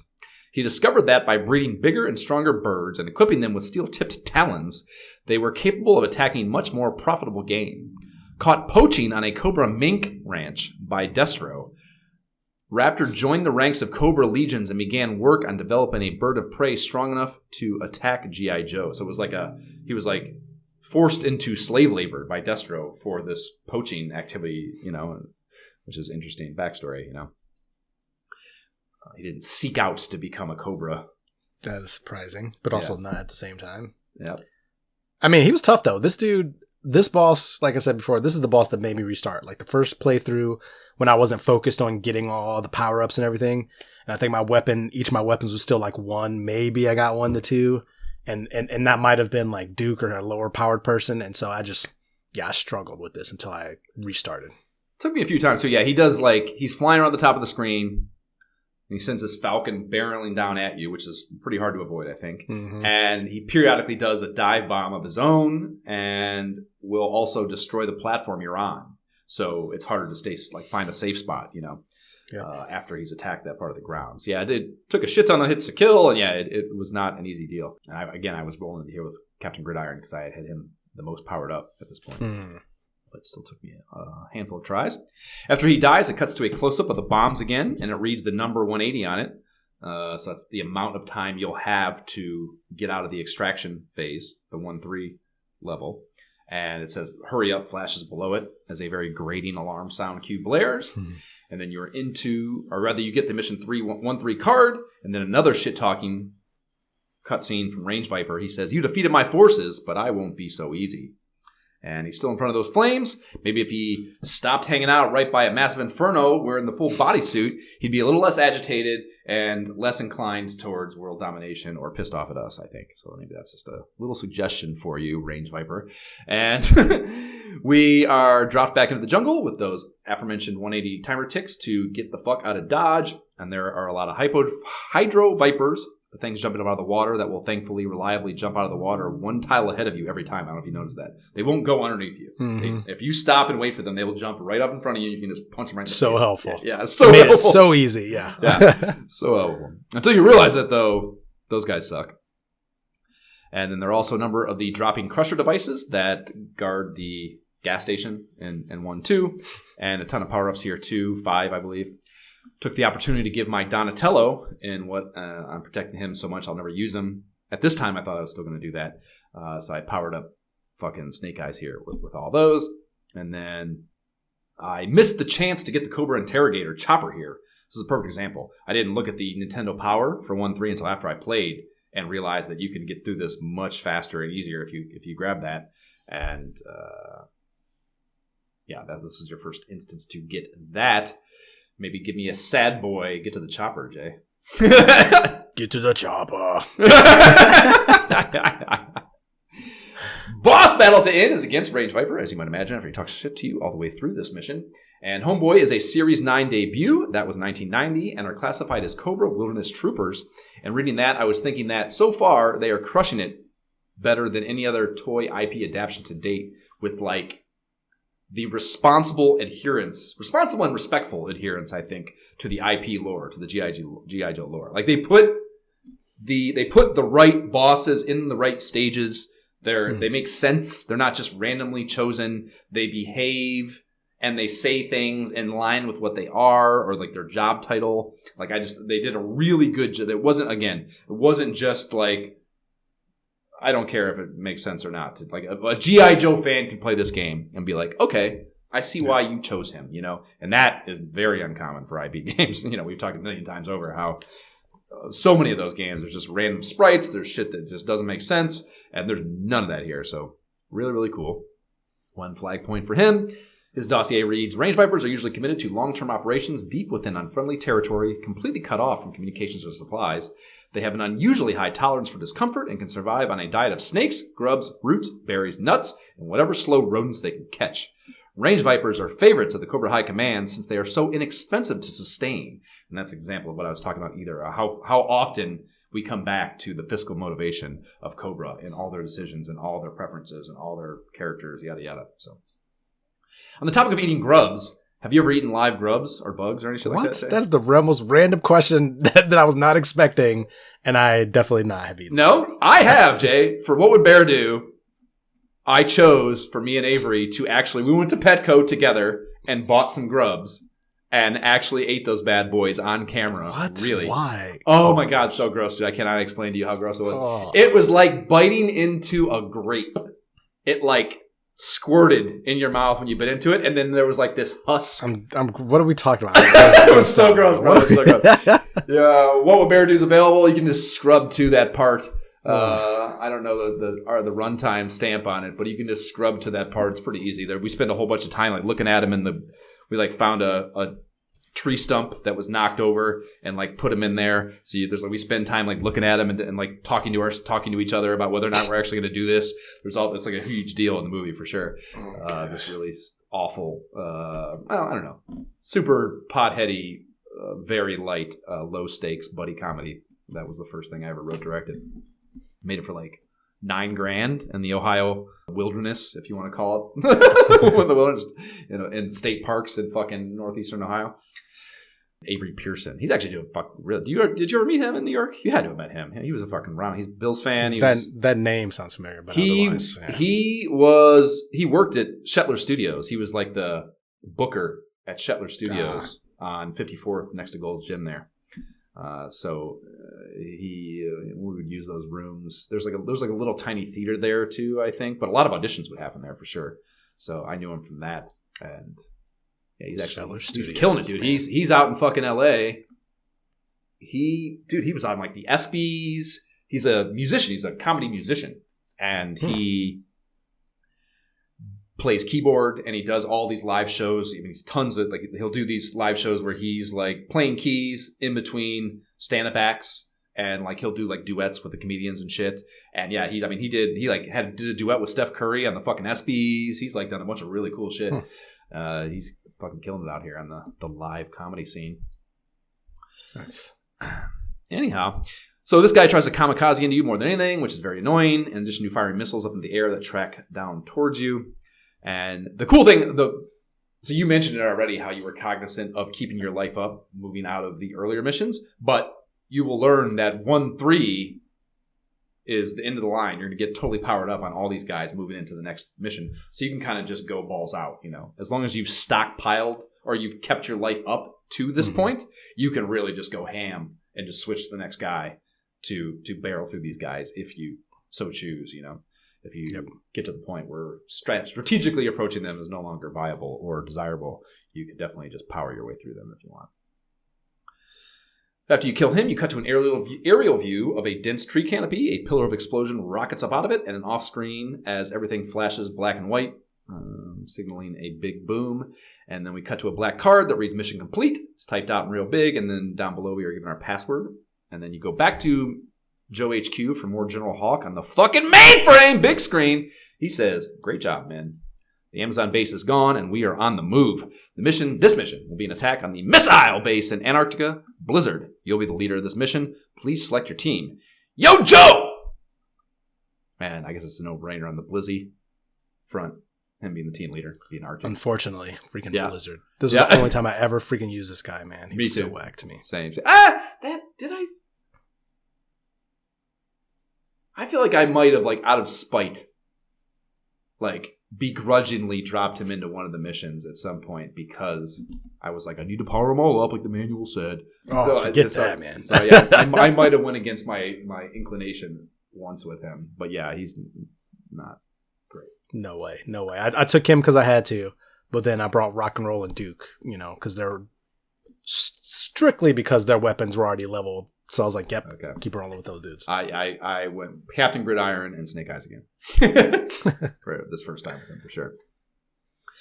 Nintendo Power description for this reads, "The Blizzard leads the team into the frozen wastes, but the action is just starting to heat up. It's no time to get cold feet." Whew. Hot copywriting there. 2-1 blurb reads, "Watch out for incoming missiles and take refuge in the hidden ice caves. Enter ice caves from the right to collect valuable items." And yeah, I missed a bunch of shit here because I didn't read that before I played this level. And there's all these situations where the power-ups are hidden in these caves. And I could see them in there, but I couldn't get in the left side of them, and I didn't think to go in the right side. So I missed a bunch of shit and came back through here a second time to pick all those up after reading that. Didn't think to do that. I missed several on here as well, just because this is when I felt like I was really getting the hang of the game, and I flew through this level. Absolutely flew through here. So I know I missed all kind of stuff. Fair. It's an ice stage, obviously. It is a cool-looking military base in the background, in front of some mountains, even further in the background, from which missiles launch off-screen and then come back down, trying to take you out. So you can see them launch in the background, and then a few seconds later they're going to come down into your plane. So just a really great use of depth, I think. Not only is it just bullshit window dressing, but it is also functionally part of the shit you have to pay attention to, And that, again, just way beyond a lot of NES's games' use of that, So pretty cool. At the end, you square off against a Cobra Sea Ray in the boss battle. And I thought this looked familiar. And as soon as I looked it up on Yojo, I was like, yep, definitely had some exposure to this as a kid somewhere. I don't know if Jab had it or what, but I had seen this in person before. And it's released in 87. It's packaged with the Sea Slug character as a pilot. It's kind of a rinky-dink vehicle. MSRP was $689 and only copped you 3 flag points off the box. It's also a 2 vehicles in one deal. It functions as a glider with the back half on it, and then you can detach the front and turn it into a water submersible, it says. And Sea Slug is listed as a Sea Ray Navigator, and some copy from their dossier. Sea Rugs are chosen from the ranks of eels, Cobra Frogmen. As such, they are qualified in underwater demolitions, small boat tactics, and a wide range of sonar gear. The 3 phases of Sea Ray training are river sandports, deep ocean, and Arctic. So again, just like they picked the fucking exact character that belongs here. It's a really good job. The training cadre expects is that how you said it? Cadre? Expects a 35% attrition rate during the Arctic phase. The battle with this vehicle is straightforward. It flies around above you. 3 missile turrets on each wing rain down from above. And you're supposed to shoot those and then try to either stay in the gap in the middle or off to the side so the missiles don't come down on top of you. This one was a joke. I just stayed off to the side, and I don't think I ever got hit one time. Yeah. This one was easy. Yeah. It'd be easier if you could get them all off one wing. That's what I did. You could just stay on that side of the screen, and it couldn't clip off screen. So once you did that, you were never in danger. So yeah, that was the strategy for that. And yeah, I was on level 3 with Gridiron for this, and yeah, I just dusted this fucker off flawlessly that second time around. Nice. Cutscene after this is with the mission boss, Metalhead, talking some of his jive. He says, "The range vipers are wimps. Fight my forces, and you'll freeze to death." And yeah, again, I like how they are suggestive of other members on the team being, not pulling their weight. Not good synergy here with Cobra. Yeah. 2-2 is a fucking maze again, of course. We have 500 ticks on here to get her done. There are 3 bomb placements this time. Tons of conveyor belts in here. Those always fucking suck. And I guess because they didn't throw any slippery shit at us out on the slopes with the fucking Arctic stuff, they didn't give us any ice slippery shit there. They're like, oh, we got to do some conveyor belts at least then inside here, to give you that vibe to some degree at least. And there are also lots of choppers stashed about here you can commandeer. At least 2 of them I saw, but only once you realize you can shoot through this is like, it took me forever to figure out that I could shoot through the floors to get to those things. I was going around shooting the walls. I was like, how the fuck do I get to those, man? And like, yeah, I didn't realize that you could jump up and shoot down and get through the floors. So that took me a while. Oh, yeah. There are oodles of enemy choppers flying around to try to kill you as well as the guys that teleport around. Those guys fucking suck too, and they teleport right on fucking top of you. That's always super annoying in games. And there is a moment of indication that you can react to and move. Like you can see them flashing before they become solid and actually do damage to you. Mm-hmm. But it's fucking annoying. It's pretty quick. Yeah, it's a suck shit mechanic, I think. The boss battle is against 3 Buzzbores, and Buzzbore was another 87 release, $239 retail. I think the cheapest of all vehicles I saw, to be honest with you. And in turn, only 1 flag point. Blah! Oh my gosh. No pack-in operator figure. And this was a really peasant-ass vehicle, basically. They track around the room, floor to wall, ceiling to wall, and then back to the floor over and over, just kind of trying to run into you, kamikaze into you. And it might be my only significant criticism of the game so far that there's so much shit that just kamikazes into you, you know? That's its whole MO, is it just tries to run into you. And that, again, all like the idea that it would just like no regard for its own personal well-being is, I don't know. I guess, you know, the reason the word kamikaze exists is because that has happened in the real world in history and warfare, but it's bullshit. It's video game bullshit. Yeah, if we could eliminate that mechanic in general, that'd be great. Yeah, it was a huge quality of life improvement for all retro gamers. So I was able to Captain Gridiron spam this fucker my first time through, but reading Nintendo Power, I saw I could get my own Buzzbore just by shooting up at the danger sign at the top of the screen. What? And yeah, I was thinking, not do that. Yeah, I was thinking, like my first thought reading that was like, God damn it! Every time I gotta start reading these first. But so I did that, and I go back and I do this battle again, and honestly, it made it worse. Like having that made it worse for me. I don't know about you, because it doesn't have.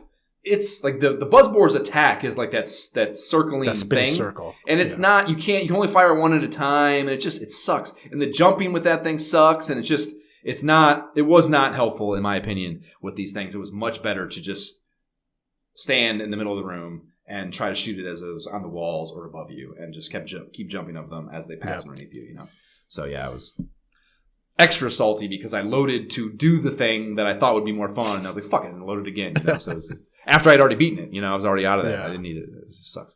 So on to 3-3 for the escape. 180 ticks to work with again, according to the bomb close-up. And there's another cutscene with old Metal Melon. He says, "So my men were not so hot, but I will blow you away, Joe." And I think that's referred. It's weird to me, and I don't remember if this is like canon or not at all, actually. But it's weird that they refer to you as Joe in singular form, you know, as if you're all named Joe. You're like, you're an American soldier, you're Joe, who cares? Right, yeah. That was interesting to me. And yes, this 3-3 is a conveyor belt chopper nightmare. So much so that I went venturing left from the start after a handful of fails, just looking for an efficiency solution. And you happen to find fortuitously a Buzzbore here. I don't know if you found that or not and used it, but I found it, but that was after I had done. I was like, "Are you freaking kidding me?" I literally went through the whole level, jumping and doing all this stuff, and I don't remember what made me. Maybe it was like reading something or like looking at a video and seeing somebody go left and being like, "What?" Oh. Fuck yeah. Totally. Who goes left at the start of the screen? Right? In 1991. Get the fuck out of here. Yeah. Tough. Yeah, there were several things I was like, how can I get to this? Like, what am I missing? Yeah, exactly. What am I missing here? Well, that was my thing too, is those fucking, the things underneath. There were a few ones where I was like, it's not possible, man. You can't get there. And then also to be able to get back, there were, again, it was like, it was so frustrating that I was like, there's gotta be something easier to do here. There's no way this is the design intent. So you gotta need the Buzzbore. Oh yeah, and that makes it a whole lot easier. At the end, I died a lot. That's also why I died a lot on that stage too. Like all the time, I was dying. This was a big struggle bus for me. Yeah, same. Yeah, plenty of saves coming. At the end, you walk out into an Arctic battle arena for a square off with Metal Dome Piece, and Metalhead was a Series 9 release. That's 1990 with an MSRP of $255. And holding true the one flag point on figures, his dossier reads, Metalhead is a walking anti-tank weapon. He can launch high-explosive missiles from his backpack racks or from his hip swivel holster tubes and guide them to their objectives on a laser beam with the use of his hands without the use of his hands or feet. His voice-activated weapons command system is made up of circuits and targeting computer modules built into various components of his blast suit. And that last sentence is fucking amazing, dude. Circuits, modules, components, it has it all. It is just like your grandma trying to tell you about your fucking how something works. Just so good. I absolutely love that sentence. It fucking made me fucking warmed my heart. So he comes bailing out of the wall in an attack somersault and will stop and fire missiles off that fly all over the place. And Gridiron yet again for me. And I just took this motherfucker to task with those football grenades. Gridiron, I finished this stage and I was like, Gridiron is my dog for boss battles. Nice. So yeah, I was fucking. I did not feel that way since I had struggle bust through the level. I made it by the skin of my teeth through this level with one piece of life left. So I was very ecstatic and happy to end and get a refresh after this. Okay. So when he's dead, you cut to another ship blowing up in the distance animation. This time it's the Arctic base, of course, before the mission complete screen with password and back to General Hawk on the boob tube. He says, "That was close. They almost launched. Great job, man. This mission will be an attack on the supercomputer." Oh, man. Tell me about fucking mainframes. Base underneath New York. Snake Eyes, you'll be the leader of this mission. Please select your team. Yo, Joe. And yeah, I'd between the fucking telling me my target is a mainframe and telling me I'm going to use Snake Eyes as the team leader, I was jazzed up for this baby. Plus, New York is just fun. You're going to go to the sewers. It's just everything about it was great. This is probably the coolest level, in my opinion. Thematically, the coolest level. Yeah. And yeah, I'd gotten Blizzy up to rank 3A on the Arctic stage. So yeah, this is where I decided to bring him. And of course, my dog, Captain Gridiron. So yeah, it was Snake Eye. Because Snake Eyes was automatic here. So I was like, I have a variable that I didn't expect to have. So yeah, I brought Blizzy because he was powered up. So mission 3 is New York. As I mentioned, the Nintendo Power description for this is, in the underworld of the city, Snake Eyes gives you a high jumping advantage. Plus his ninja magic uses none of your ammo. And you're goddamn right he does. 3-1 blurb reads, enemies appear from sewer pipes as you ride the elevator down. Give them a whack on the head and gain ammo and K-rations. The deployment cutscene in Snake Eyes, or rather is Snake Eyes running down an NYC street and jumping into a wide the fuck open manhole for some reason. It's from a distance. And it's dude, it's a fucking, it's a Ray Allen swish, bro. He fucking goes running and just jumps into that fucker. He's not even somersaulting. He just jumps into it and just cleanly doesn't fucking touch anything. Ninja powers, bro. Yeah, nothing ninja but powers. net. Yeah, exactly. Yeah, I mean ninjas, of course. I'm not saying it's not possible. It's ninjas, but it was funny to me. And you are on a long elevator ride downward that pits you against, I believe, only 2 enemy types. And it's basically just shooting fish in a barrel the whole way. This was super easy. Mm-hmm. You can see them coming from a mile away, and you can just run over to where your katana is going to melt them as soon as you pass and start spamming that attack button. And there's some gas stations in here, some power-ups, plenty of ammo. So it's kind of just a power-up sequence, in my opinion. And at the bottom is your mini boss battle, and it's against Cobra Fang. And this bad boy is an original gangster of the G.I. Joe line. First hitting Toys R Us shelves back in 83 and hung around until 86. Then went Hasbro mail orders. So send in your flag points for those, Jay, for the next 5 years. And that was kind of something I just realized was the flow for it. So they would premiere these retail, sell them for a year or two, and then move them to mail order direct. So what I viewed that as from a business perspective is 100%. They had inventory left over. They didn't want to deal with the supply chain bullshit, or they had been returned or whatever it was. And they were like, what the fuck are we going to do with these? I know. Flag points. Or just, obviously, they could sell them direct, so they set up a way to do that. And maybe even at one point or another, probably towards the end, they were probably thinking that retail was just an advertising mechanism for them, And they're obviously making more money or better margins on the fucking mail order, goes without saying, so. Or in the case of the flag points, obviously they worked out the math on those, and they're making hand over fist dough on those, relative to how much money gets spent to create the flag points for whatever they're ordering with them. So yeah, I just can't even imagine. I remember the vehicles all came with the catalogs, and I remember saving those catalogs. I remember very specifically the 1991 one, and it had this card. It looked kind of like a comic book, and inside the order, I think the whole thing was styled like a comic. It was the ordering mechanism inside of it was a comic book. So that's brilliant marketing too, of course. But also I remember the one the year before that was a smaller, all camouflage cover. And that was live action photos of the toys. They were all, and dude, of course, they have the toys set up in those photos and awesome, fucking forest little dioramas, just way cooler than it's ever going to look in your bedroom, Oh, for sure. Yeah, and they have the guys holding the fucking gun up, and they're, just great live action photography of toys. So the MSRP on this was $319, and that's like $1 billion in 2024 money. And the flag points allotted was 2 on that, and it looks much more like a straightforward IRL chopper than it does in the game, in my opinion, like the toy does, I'm saying. But the actual boss battle is pretty cake. It's jumping up with Snake Eyes high jump and just hammering this thing from the side as it aimlessly swooshes back and forth and pummels the ground below with his missiles. And it's an exercise in NES boss discipline, though, I think, because if you try to get in 2 shots, you'll get nailed. But if you have the patience to just shoot one, stay on the ground till it does its little fucking thing, and then stops again, you never put yourself in danger. But if you fucking don't have the patience for that, it'll fucking run right into you, right in your face as you're jumped up in the air. So. I mean, if you're using Snake Eyes for some odd reason and doing that, sure, I'm sure that's the case. But if you're using Captain Gridiron or Duke like me, you're just standing off to the side, blasting it, and then it's done. This boss was probably the quickest boss that I had. Because I never even stood under it once. I just jumped off to the side, took it out. Okay. Moving out of that battle is a cutscene with Edgelord or Overlord or whatever fucking lord that he is. And he says, down here in the sewers, you will not find life so easy. And then the mazes are definitely scaling up in difficulty here. This one is packed with twists and turns and dead ends and pain-in-the-ass enemies. There are 5 bombs to set here. They are hella spread apart, so you get 500 ticks on the timer. And there are a bunch of buzzboards to be had in here. And the one just beneath the exit on the far left side is kind of essential to get the upper left ammo in place. But other than that, they're pretty optional, I think. And you start to see, this is the first place that you see the walls that you can grip onto. And we talked about those already, but you got that ninja guide and shit. That's pretty frustrating. And I was 100% pressed for time here, down to like 55-ish maybe, as I scuttled through the doorway into the boss battle against the fucking mainframe. And I was typing that phrase into Yo Joe. And before I got to pewter, it occurred to me that this might not be an actual fucking boss. So yeah, that was such a weird choice to me that I don't know. And honestly, I think that's a huge failure by Hasbro to not have a fucking mainframe. It's like toy set, like, why didn't you? They had literally everything else. Mainframes are less exciting from a you can get this guy with these cool things, or the mainframe. Like, it could have had. We got used to it in the zeitgeist of what was happening. It still could have had lasers and missiles, bro. It just had to be a big computer with a screen. Get out of here. It doesn't have to not be G.I. Joey. Yeah.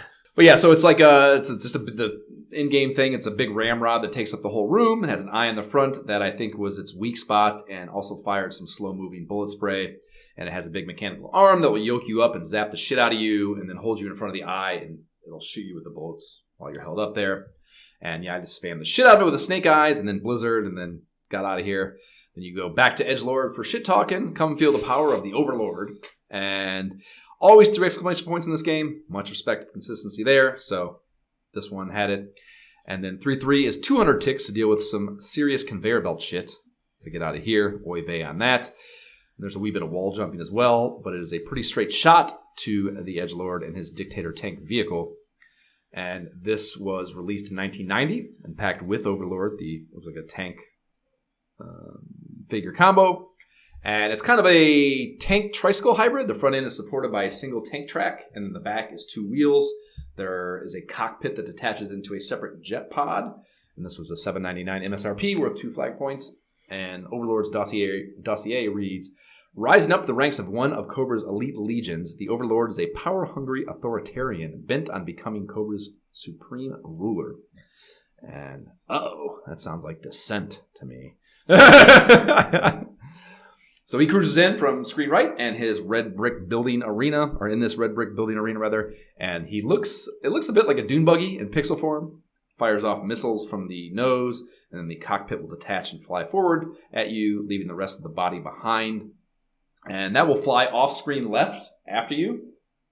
Hopefully, anyways, jump over it, and then the body autonomously just rolls up at you and stops somewhere that hopefully leaves you room to jump, after it stops. And then the cockpit comes firing back in from off-screen. So this was a little tough as well, I think, in my opinion, because you just can't see that thing coming in. It was like you didn't have even a timing thing, because how much the thing was going to roll forward was also seemingly totally random. So this one I had a little back and forth with.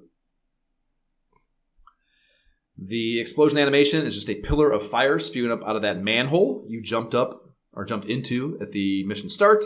And then that's after you jump out of it, of course. And then back at headquarters, General Hawk is being supportive again. He says, well, men, you almost made that look too easy. Great work. This mission will be an attack on the base of the Black Hills, Captain Gridiron, you'll be the leader of this mission. Please select your team.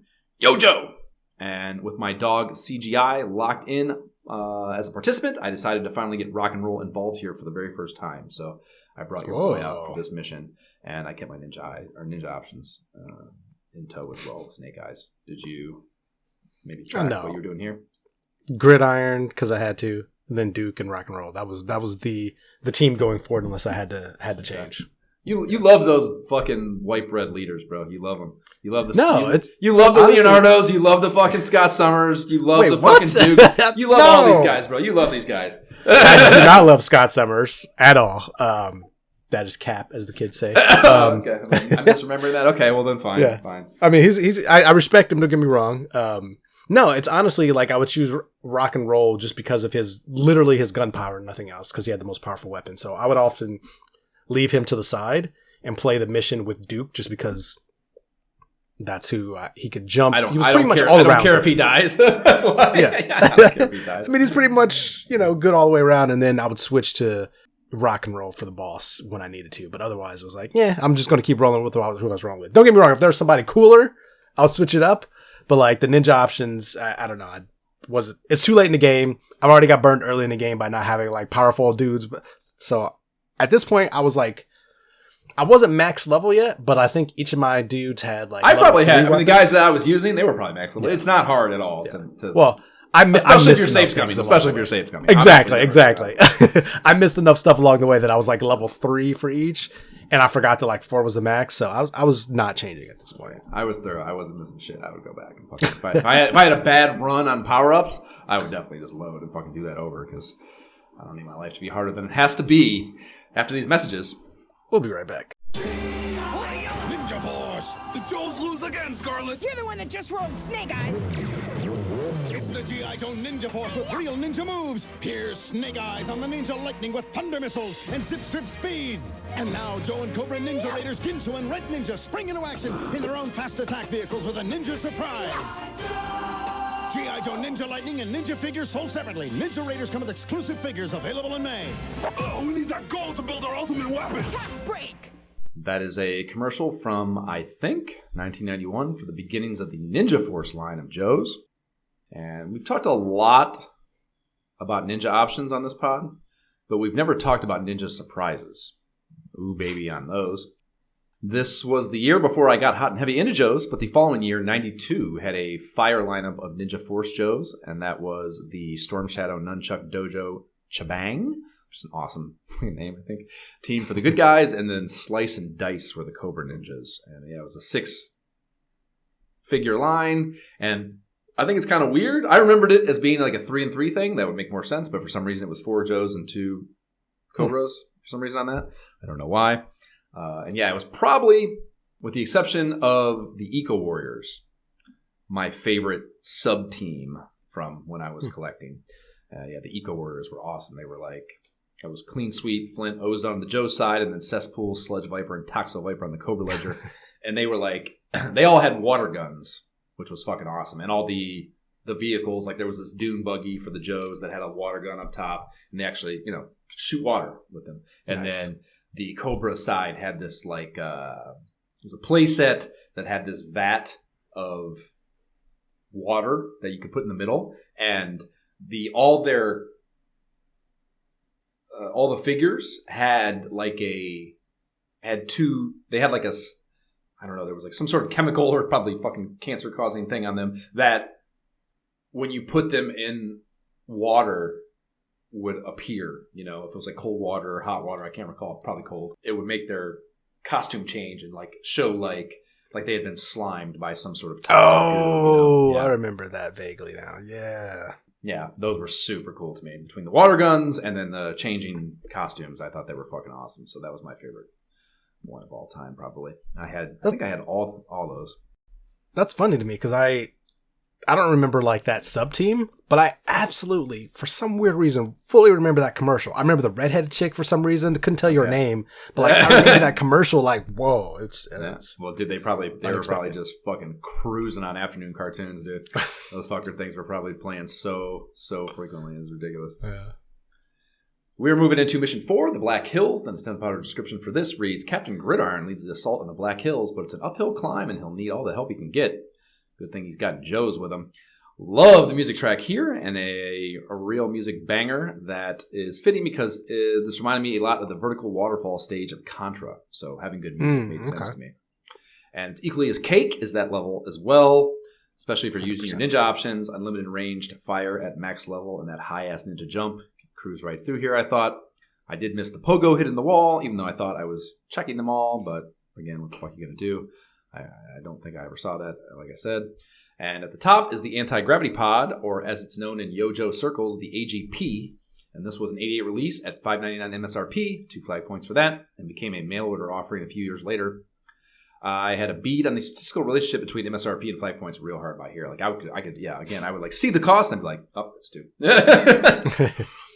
And this was packaged with Nullifier as the pilot. His dossier reads, the AGP pilot requires a 6-hour weight workout every day simply to maintain their massive physique and high levels of endurance. Nullifiers are fed solely on a diet of high-protein gruel that looks like gray mush and tastes like wet cardboard. What? So yeah, dude, especially later years, like 1990, like some of these get really wacky. We're going to get to some of them, but yeah, they get wackier and wackier as you get through the years, which makes total sense. You just run out of shit to say probably if you're making these. And by then, they probably all weren't Larry Hama either. They were probably a range of writers. So the in-game iteration appears center mass when you reach the top of your climb, and then scoots around screen, leaving dummy versions of itself behind you. You have to avoid those and blow them up so you can get shots on the true boss sprite, which is an interesting mechanic. And one of the times where it was like a truly unique boss battle, I thought. I'm not saying they're necessarily bad, but a lot of them had some overlap as far as how they worked, you know. This one and then that gold the snake dude one where you have to like shoot your way up to him was a super different one as well, but one of the top of those. Yeah, to me that was the only one that was truly unexpected. I was like, wait, what? Or I died twice. Oh like, yeah, I had wait, no what idea, am I doing? I had no idea what to do at first. Yeah, for sure. Yeah. So this guy also has homing missiles that will just kind of again persistently fly around. You got to keep jumping them and shit, but relatively easy peasy. Moving into 4-2, we were treated to do some Shiat talking from our upcoming boss Voltar. He says, "Before you take me on, you'll have to pass the road pig." And there are 3 exclamations into that too. And he's referencing the boss battle we'll be seeing here shortly. There are 700 ticks on this Bombapalooza. Seeing that gave me a feeling of impending doom, expected it to be pretty elaborate. And this is, yes, where the uptick really starts to take place on the, I don't know how jumble-fucky these are. Mm-hmm. And there are bombs I flat out did not understand the game physics. I was looking at this and I was like, I don't see how I get in there. And yeah, looking even at the map, I'm like looking at it, like I don't understand, you know. So yeah, this the fact that there's no difference in how those look, nothing. Like there's not even I don't know, it's 100% identical to me was I think bad video game candor. Wait, what's identical? The floors that you can jump through and the ones you can't. There's no. Oh yeah, I hate that. There should be some sort of visual cue. Agreed. It doesn't have to be prominent. You can still, fuck with me a little. But once I know where it is, I should be able to tell. There's got to be something, you know. I was just testing things all the way around. That's why I got like the buzz board when I was just like, "Where is this? Up the steps? Nope, it's all the way to the right and then down." I don't want it to fucking fence test. I'll play Doom if I want a fence test. Yeah, the one in the middle, the one in the middle was super hard to get to, and yeah, I was extra frustrated. So beyond that, there's a ton of wall jumping, and a bit of buzzbore hotness to deal with in here, and then you're heading to the top right corner for the exit. And the exit leads to another short vertical climb, but all on conveyor belts to your boss battle with this fucking Road Pig cunt. And yeah, fuck this fucking guy. We already said this. Road Pig was a Series 7 release. That's 88. And a fun trivia fact for Road Pig here. his action figure mold, like that's a cool thing. Yojo even says this, dude. It tells you what the action figure mold would later be repurposed for. That's fun. So the Road Pig figure here, and when I tell this to you, you're going to totally see it, dude. This action figure mold would later be repurposed for 2 Street Fighter 2 figures, Blanca and Guile. Guile is so fitting if you look at the flat top action going on, you know? And they designed a Ninja Force version of this guy in 95 as well, but it was never released. So 2 really fun things about Road Pig. But he is a huge shirtless dude with a flat top. Kind of reminds me of Tatanka from WWF, actually, but sans the mullet part of that. But otherwise, very Tatanka-ish. And his packing weapon is a huge hammer fashioned from one of those gray cinder block bricks. It's attached to a wooden stick. So just a very brute force, badass, shirtless, aggro, testosterone, 80s dude. You know? And his dossier, yes, is one of the funniest ones yet. Calls him a dreadnought up top, which a shorthand Google suggested was a race of people or creatures or something. And his arrest record on here reads like Tony Bartolucci's Delta Chi interview hobbies list. It reads, after some real crimes, it takes a turn for the absurd that reads, felony spitting, petty bribery, passing stopped school buses at high speeds. And then it later exclaims he was expelled from kindergarten for milk money extortion and dishonorably discharged from the Cub Scouts. And then they close things out with an oldie but goodie I'd forgotten all about. He was so ugly as a kid, his mom had to tie a pork chop around his neck to get the dog to play with him. That was in what? That was from G.I. Joe? I don't know. No, I don't think it was from G.I. Joe. I think it was just in circulation. Yeah. Okay, I was like, wait, what? Yeah, that was so in circulation when we were kids, dude. That was such a prominently used schoolyard insult, you know. So that was pretty fun. Yeah, this guy's hard as shit, man. If you fall off that platform he's on and have to work your way back up, you're totally fucked. Like, you're totally fucked. So you gotta stay up there at all costs. And, yeah, the boulders he's constantly throwing down bounce off the conveyor belts on the way down. You know? My gosh. It's just terrible. Terrible, terrible, terrible. Easily my most hated boss. Yeah. Easily. Yeah, the second I would fall is safe scum. Not doing it. Not happening. After what, I tried it once or twice to see how impossible it was, and I was like, nah, fuck that. So yeah, I would really safe scum my ass off against this dude. Voltar's barb before the squab reads, is fall while fighting me and you'll be vulture meat after you beat Road Pig. And sticks and stones may break my bones, but your bullshit handlebar smoke will never hurt me, Voltar. And the escape climb to him can be mostly circumvented by grabbing the chopper hitting the wall at the very beginning. And then, I highly recommend scoring that, and you can just buzz right through this up to the top. And then Voltar is the battle that you come to, and this was a guy that dropped in the 88 Series 7 line. And he wears a gold suit with a targeting eyepiece on the helmet, has a bird sidekick on his shoulder, but there's no mention of the bird in his dossier. I thought that was weird. And it does specify in there he's Destro's general, though, so he's like an underling of Destro. And he was included in a 2-figure packaging thing that particular year they called Ultimate Enemies. And that was like where they pitted it. Like they had like a Joe and then his like arch enemy Cobra version or Cobra character. And the pairing for Voltaire here was Muskrat, is the name of the Joe. And I expected that dude to have an animal companion. He did not. So I thought that was weird too. So just, I don't know, it's a little more random than maybe it should have been. The battle with Voltar is totally fucking cake. He kind of just casually strolls back and forth on one of those 3 layers of the platform, firing off easily avoided spread fire, direction he's facing. And then his hawk at the top of the screen, that just flies back and forth. Just flies back and forth. Doesn't do anything. That was never even an issue. Yeah. I don't know what the fuck is even there for if it doesn't attack. I don't know. That's weird. And then in the walls, at the height of each platform, there's an energy beam that comes flying out all the way across the screen. Kind of reminded me of the Mega Man 2. Mega Man. 100%. But thankfully, it's not one-hit death shit. They just pop you if you get hit by them. But they telegraph their asses off. So it's really easy to just drop or jump to the next one to avoid those. Then we're back to Joe HQ. Shit is at the fan. The screen is blank. Someone talks anyhow. Text reads, General Hawk has been kidnapped. Rock and roll. Take your best men into the Sahara Desert where he is being held and rescue him. Cobra Commander thinks that he can hold us off by weak terrorist acts. He'll feel the power of our team. Yo, Joe. And that one gets 5 exclamation points. So again, Jay, they're dialing. When General Hawk gets captured, they're ratcheting it up as far as the seriousness of the exclamation. And I didn't even think twice about busting out my Captain Gridiron Snake Eyes combo whooping stick for this. I was told to get my best men, so those are the guys I took without thinking twice, basically, is what I'm saying. I thankfully had built up rock and roll in my previous mission, actually, so I didn't go into this with totally cold rock and roll, which was nice. So we move into Mission 5, the Sahara, and the Nintendo Power description for this reads, General Hawk has been kidnapped by the Cobra organization. This time they've gone too far. Their 5-1 tip is that there are hidden pickups in the sand, and you'll have to walk, not jump, to score them. And that was something, I don't know. I mean, yes, I did find some things, but I don't know. It was a weird, to me, that was a weird tip.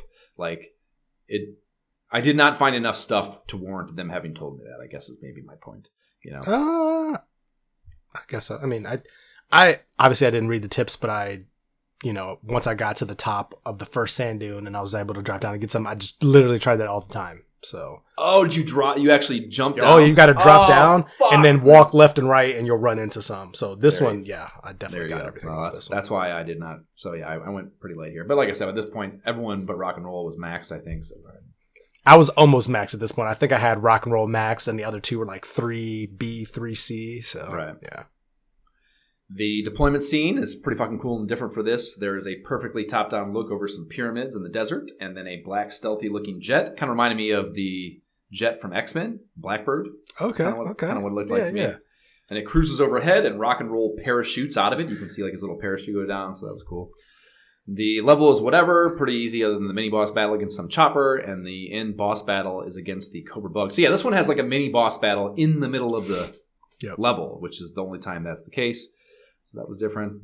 And Cobra Bug was first sold in 88 with a driver named Secto Viper. $15.99 was the sticker price, and no idea how many flag points because the image on Yo Joe was so small and grainy that I couldn't read it. And it's called an underwater assault craft, even though you'll encounter it in the fucking desert. So that's a little weird, but they ended up explaining it later. So again, I have no complaints in this regard. Secto Viper is explained to be a marine surveillance specialist in his dossier copy, but then, yes, they make mention of patrolling dunes. They don't say desert dunes, but where else are dunes? There can be dunes beneath the water. You can have technically a dune underwater, but I imagine they mean, for some reason, sand dunes. Yeah. So maybe he does belong in the desert. He's definitely a dude wearing a deep-sea diving suit, though, so that's not very deserty. In the game, it plays like a train car boss. This one, there's various things popping out of it as it speeds along, and you give chase, and you're on foot chasing it, which is pretty fucking unrealistic, I think, because this thing is hauling fucking ass, so that was a little, also kind of goofy, but not terribly difficult. Moving on. Shit-talking cutscene is warming you up for the Destro run-in. He says, Destro's forces will be your ultimate challenge. And no idea if that's supposed to be Destro speaking in third person or not. This was like a pretty bad... This is probably the worst artwork. Yeah, I couldn't really tell what I was looking at here. Also because of the different versions of Destro, which are so distinctly different that true. Yeah, I didn't know. Like, again, my picture of Destro is that V3 version from 92, which is very different. Yeah, than the V2 one. Yeah, the V2 one with sword and shit is very different looking. So yeah, I wasn't sure I was talking to Destro here or not. But the maze is 800 ticks for 7 checkpoints. Ho hum. So many secret walls in here and ceilings to fucking get through. Gosh. I did like the aesthetic though, that there's like a really cool Destro logo on the walls everywhere. And a chopper and a buzzboard to be had if you want them for vehicles. There's also copious quantities of power-ups and ammo in here, and gas stations and everything. So again, these are just power-up sequences as long as you have some tact on how you approach the enemies. And I was able to find the 7 bombs and still have 200 ticks left, but I had no fucking idea where the exit was, and I had to look it up for this. So I was able to get the bombs, but I had to look up the exit. The boss battle at the end and the approach to that boss battle are really fucking cool, I think. You appear in a vertical scrolling environment where you shoot... Yeah, this is the Golobulus or whatever the fuck his name is. Shoot your way through this shit. Kind of reminded me of Life Force in that regard, Okay. Shoot your way through it. Kind of a similar look and mechanic. And... you have to create a stairwell for yourself and stay ahead of the scrolling on that stairwell. And move back and forth, So you can't just... there's not enough horizontal bandwidth to just go all one direction. So you got to kind of go back and forth to get to the top. And then even when you get to the top, you don't know it until you get up there. But you want to shoot as little of the floor out as possible because that's now your boss battle arena. So yeah, just like a lot of nuance to this that was a surprise, but not in a cheap way, I mean, you don't know what's happening, but it is like it makes sense why you would fuck yourself that way, as opposed to so many other game fuck yous, where it just can't be explained in any way, shape, or form. So that was cool. And then at the top, you meet Golubulus. How would you pronounce that, Jay? Golubulus. Golubulus. I don't know. Okay. A lot of U's, a lot of O's. And this is a 6 Series 1987 release. He has a human torso, head, and arms, but a snake-like body from the waist down, and is probably 3-ish humans long. Looking at like the action figure, And his dossier reads, descended from the serpent kings of prehistory, Golubulus rules of Cobra La, a hidden secret valley in the Himalayas where the high priests of the biomechanical cult have created technology based solely on living organisms. And that's another instance of like, sure, Grandpa, let's get you to bed kind of stuff. Yeah. The plates of Golubulus' body armor are living mutations of lobsters and crabs, is how they explain the serpent part of him. So he flies around the room after you, and like you get to the top of the shaft and he starts flying around, and he just floats around the room and shoots at you. But the difficulty in this lies, yes, in how much platform you have left yourself to work with. And also, for some reason or another, I found myself shooting the floor even after I had gotten up there. Just like the way, because I'm trying to jump and shoot. And then I'm hitting down, I don't know, trying to fall faster. I don't know. Like I'm playing Tetris. I don't know what I was thinking. But like I kept finding myself shooting the fucking floor, and I was like, God damn it. So yeah, that was a funny stray gunfire thing that had happened to me here to up the difficulty a little bit. So it wasn't cake, but all the bosses are kind of. I don't know. I didn't really have much problem with this at all. Once I figured out that you had to shoot the ceiling to get through and get up to him. Once I actually got up to him, I beat him on the first try. Like I created a path to get to the top. Because I was used to I was creating paths, not knowing how long that was going to go up. And so when I went up there, I was like, oh, he's here. And I kind of just jumped back down and just started shooting up. And so I would go back up, shoot him from the side, and then go back down and shoot him. And it ended up being pretty easy that way. Word. And we didn't say it, but if you fall down that, it's one-hit death if you fall down one of those holes, too. It's like a pit, which doesn't really track with what just happened, but video game stuff. That's a long fall. Maybe you just fall and die. I guess, yeah. Cutscene after it is a great pixel rendition of the shadow of a Joe walking through a doorway in a dark room where General Hawk is being held, and he's tied to a chair. There's a Cobra logo on the wall next to him. It's a beautiful pixel art shot, I think. And then I think it's your Joe talking. He exclaims, General Hawk!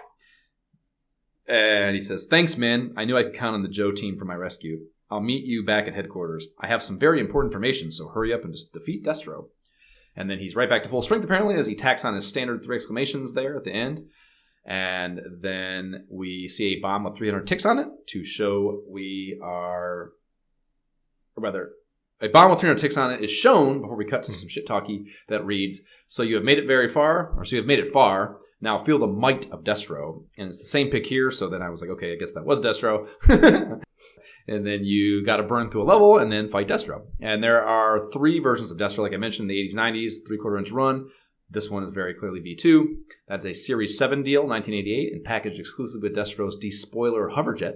And this is a $449 MSRP and 2 flag points. And yeah, I mean, I don't know, just look at the MSRPs. I know we're talking about fucking the late 80s and even early 80s in some of these cases, but to me, they still seemed inexpensive, dude. Like, right? They absolutely did. I was thinking the same thing in my mind. Like, wait, how much? Like, $2 for action figures is crazy to me, man.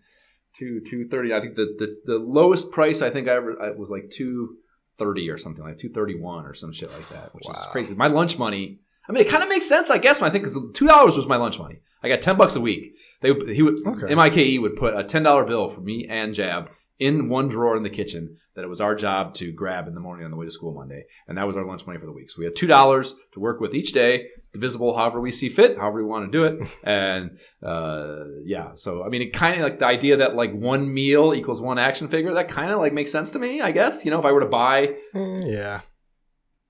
Probably even more. I mean, I don't know. I mean, I'm a fucking bunny foo-foo eater. So like even like a takeout meal for me, and plus I'm in fucking LA, I guess. But even like a takeout meal for me is like $18 for some poke or something, you know. So even really, it's honestly less than. I'm guessing an action figure does not cost $18 these days. I don't know, but how much does it? Some will cost like $20 these days. Like I was going to say, there was a time when it felt like $5 was kind of like the standard action figure, but like not this year, but like I want to say in the last 2 years when I was in the store looking at action figures.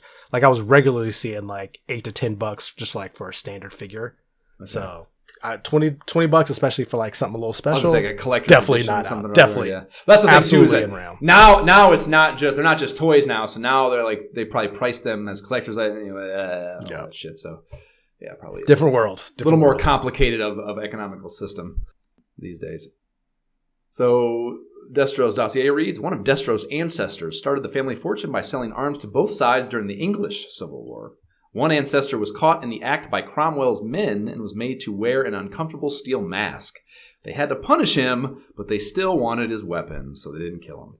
And since that time, the lairds of the Destro clan have worn the mask with pride and passed it down to succeeding generations.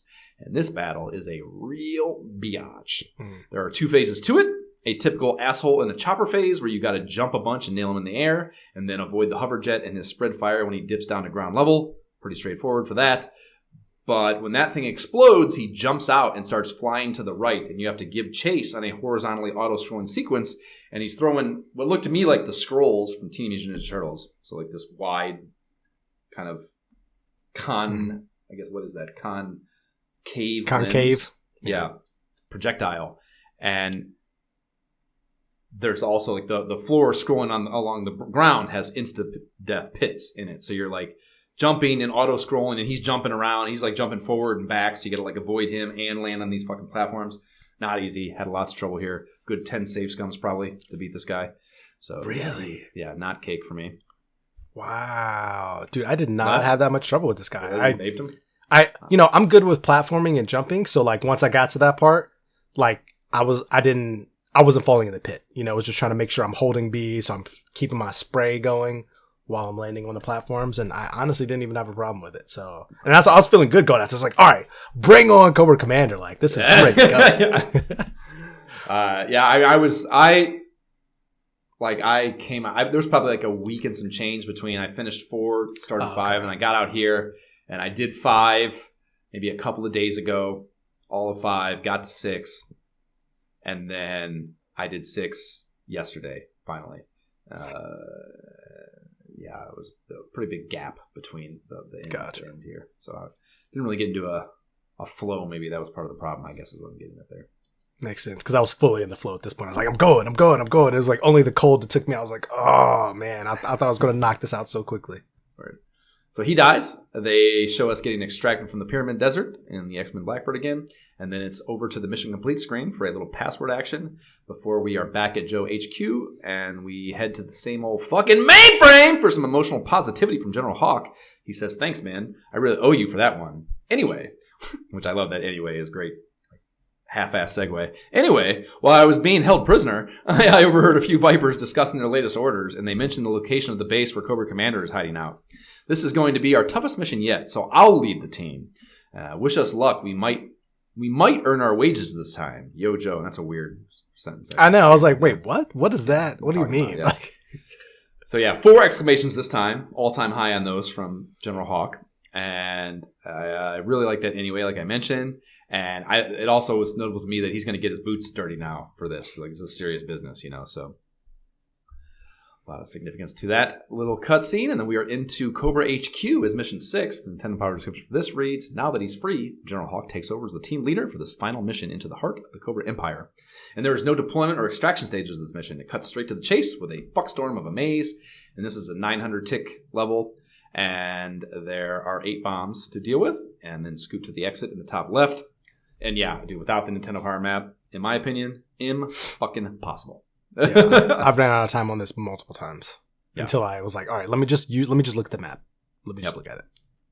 Yeah, I had even once I had started save scumming mid-run and trying to get through it using the map, I realized that I didn't get the one at the very beginning. You got to drop literally right at the very beginning. You got to drop to the floor. That's the one I was talking about. I missed it until I looked at this. I was like, I would have never made it through here if I didn't look at the magazine. Yep, exactly. And so I had to circle all the way back and get that. And luckily, I had time for that. But yeah, I was definitely like, you motherfucker. And there's no way. Like once it is a total. Once you're past it, yeah, it's a total circle back. You got to basically go. It's like the whole thing. It kind of works like a spiral. Like you start, work your way all the way to the left. go below that exit all the way to the ground, and then you kind of like bounce around in the center, and there's no way back to the beginning. You have to go all the way back out, all the way up the left wall, all the way to the top, and all the way over to the right to get into that thing. And yeah, I was like, you sons of bitches. And yeah, as like I mentioned, oodles of false floors and walls, and the fucking, again, those goddamn guys on the fucking strings are just huge pains in the asses with the missile fucking homing shit. Awful.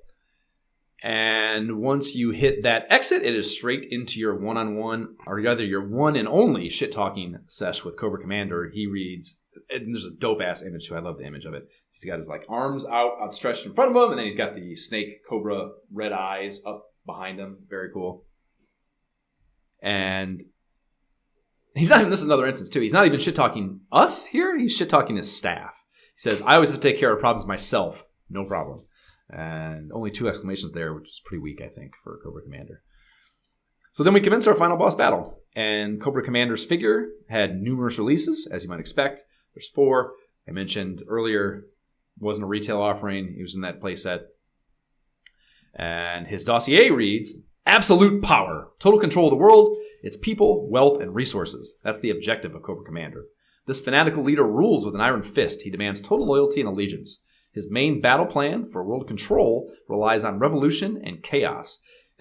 He personally led uprisings in the Middle East, Southeast Asia, and other trouble spots. Responsible for kidnapping scientists, businessmen, and military leaders, then forcing them to reveal their top-level secrets. Cobra Commander is hatred and evil personified. Corrupt. A man without scruples. Probably the most dangerous man alive. And the boss battle is a single fixed screen. At the start, you stand before an actual Cobra on the ground there in front of you. It's poised to strike. And then a ray up in the top right shoots a projectile down at the snake, transforms it into Cobra Commander in humanoid form. And then he hops up into a little throne that rides up and down the left wall, from which he'll toss grenades out the whole fight, right? And that throne reminded me of the old person chair, dipping chair they put at hotel pools. You know, it's like a chair on an arm that you can just dip the fucking old person in because they can't swim or whatever, or a quadriplegic, which is less funny, I suppose. But or even a paraplegic, I suppose. So yeah, just to me that was like a lame ass way for him to battle you. I thought just like this. Sitting down in a thing that just moves back and forth, and he's just tossing grenades out. I thought that was terrible, in my opinion. This does not line up with the most dangerous man. And all no, yeah, that's not a, like I took his ass out quick, flying. Yeah, come on. Yeah. Oh, really? I didn't whack his ass quick, but so he jumps in that, and then the floor starts scrolling. So it's kind of similar to that Destro battle, and you're not chasing it. It's like you're in the static room, but the floor is moving below you, and it starts to speed up too as you get through the battle, so it starts slow and gets faster. And there are small and large platforms, and in between those we'll have one-hit death pits, like that actually just fall into and die. And then there's also little like fire hazards that will come along as well that do damage but don't kill you in one hit. And then the ray up above will pop off these things periodically, and they can kind of track with wherever you're at. It's not just one whatever way that it shoots. And if these hit you, they transform you into a salamander or lizard type deal, and you're nerfed. It kind of reminded me of I guess you didn't play that, but it reminded me of getting turned into a pig in Willow was what I thought of when that happened. And yeah, you just can't do anything offensive for a few seconds, and your jump is a little shittier and yada yada. So that's that. And yeah, pretty fun. So I had, I don't know, maybe 3 or 4 tries it took me. And really, like I mentioned in our text thread, it's a matter of realizing what General Hawk's deal is. And had you done that before this battle or no? I didn't use him until I got in here. Oh, yeah. On the last level, I used him extensively. Like 6'2" or whatever. I don't know why I didn't. Again, Snake Eyes boy. It's funny that you say that, because like every other time in this game where we were forced to use a specific commander and then bring your other 2, like I would ignore that person if it was a Blizzard or somebody I wasn't using. But this time, when I was like, well, he's clearly more powerful than everybody. And I saw his 99 jump right away. So I was like, fucking like that probably means something, but I didn't. Well, in the last level, I tried to kind of go back with use rock and roll or Duke first, but like with all with how that crazy that level is, it's just easier to fly around in a jetpack. And so I was just the fact that I wanted to max him out like the whole time, like make sure his level was maxed out, his weapon rather. I just used him pretty much the whole time. So when it came to this, and obviously you said, hey, the key is General Hawk. It kind of just made sense. Like, all right, dude's up in the air. I would have switched to rock and roll, but since he's up in the air, I'm just going to fly my ass to the middle and just like spray him down. So if I would have been such an idiot, I would have known that coming in here. I'm sure it would have been a lot easier for me as well. But yeah, I didn't. Yeah, I died a bunch of times, and I was definitely trying to like just snake eyesing, jump on those platforms. Yeah, and fucking even Captain Gridiron and Snake Eyes both before I got to Hawk, because I was like, that first guy always sucks. So like, yep. I just assumed that he. I don't know why I assumed that. That's a dumb assumption, obviously. But no, I did too. That's what I'm saying. Like, but because he could fly, it was kind of like, all right, yeah. And it's like it's not. You're not just flying. It's like one of the. It's honestly kind of like that balloon fight thing where you're like. You jump. You got to keep the. Up. Yep. So it's not total cake or anything, but once you figure out the mechanic of it, you can definitely just kind of hang in front of him and just spray his ass right in the face. Yeah, it's one of those mechanics that I appreciate when I see it on the NES, where you're holding B the whole time, like with the front of your thumb, and basically just hitting A with to keep you kind of in the air, to keep you afloat, rather. So 100%. Yep. Yeah, pretty fun happenstance for my play. When I did beat him, I got popped by the transformation ray just as he was dying. So during Cobra Commander's death animation, I am actually a lizard. I thought that's cool. I wish I got a screenshot of it. Actually, well, I guess I got. I mean, you can watch my boss battle video. Is I streamed it, so I guess I do have a screenshot of it. But it counted though. It didn't make you. Yeah, it didn't fuck me. Yeah, like there's a game. I can't remember which one it was. But there was a game where that fucked me. I can't remember what it was. What game was that? God damn it, Fester's Quest or something. Like there was a game where that happened, and I was like, "Fuck!" And it actually fucked me, and I actually died. That was fucked up. Yeah. So thank God. That would have been very frustrating. Yeah, I was actually. I don't know if I was just fucking tired because of fucking I'm in the middle of a work thing, but like I was like my boss battle. I was very even with that frustrating fucking. Maze, man. I didn't really get heated. I was pretty like, fucking whatever, man.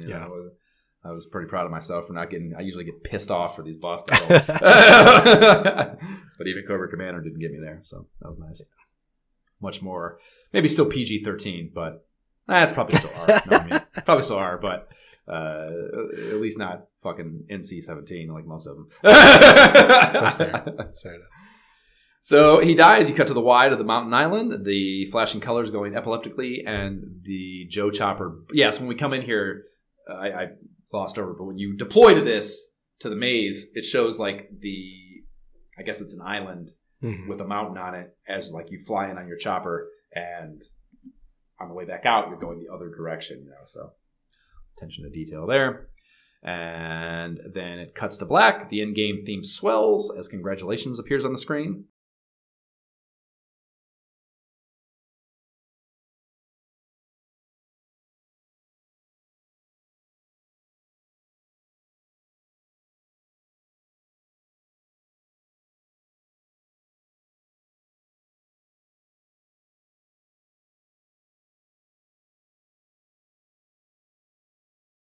From which a text scroll fills us in on the epilogue, and that reads: Cobra Commander is finally defeated, and all of his main bases have been destroyed. The world is now free from the tyranny of this group, which has been terrorizing the world for so many long years. The gratitude of the world is now yours, and the G.I. Joe team will live long in the memories of the peace-loving people of Earth. And peace-loving people of Earth? I think the simple fact that the G.I. Joe IP exists undermines that theory, but whatever. They then serve up one of the better beat the final boss rewards so far on the NES, a montage of each boss you fought in the game. And it's really kind of just a celebration of the toy line, in my opinion, which is cool and a very nice reward. You get the boss name on a black card, and then a unique animation of the boss brandishing its weaponry and kind of being shit-talky. They're usually like they have the arm up or something, So pretty cool, I think. Definitely better than a misspelled congratulations or something. And then we go to a password screen because the game is not over. You can play harder iterations of it 2 more times before it runs out of replay value, so that's pretty good. And the image we are shown here is a golden tone shot of the back of a bunch of Joes, rather, and it looks fucking great like everything else in the game. Really cool shot. And I, of course, did not play this fucking game in its entirety 2 more times, but I did look up if there's some fresh content you get rewarded with if you do, and there is. So fucking again, just whole 9 yards. After some so you beat it on the 3rd time, and you get some password screen shit for what, I don't know. I guess if you want to play it a 4th time, even though it's not going to be new content, you can. I guess it's cool to give you the option of that, to keep tallying your score if you're a total maniac. And then we get a cutscene after a wicked-looking, or rather a cutscene of a wicked-looking green and pink cobra in the like that strip where you always see the art on the shit-talking screens, you know? Mm-hmm. And then the text reads, "Is this truly the end of Cobra? Maybe, ... And then, and this is awesome, I think, you get a letter directly from Ken Lobb. What? The letter reads, "Not bad. You have finished a very difficult game. I'm very impressed." 3 exclamations, mind you. "As always, we program the final quest for experts, so by completing this game, you have proven your abilities to me. Thanks again for playing." 3 exclamations again. And then it is actually signed Ken Lobb. And yeah, I don't know. I mean, you don't see that. Yeah. That's cool. You just don't see that. Like an actual letter from a guy. Usually, they're at best you get code names from him. You don't even get real names sometimes. Let alone like actual, heartfelt something communication. Yeah. So that was very cool. And yeah, so I looked up Ken Lobb, and yeah, he's got a serious video game resume. If you want to moby his ass, it looks like he might have been the spearhead on the entire Killer Instinct franchise.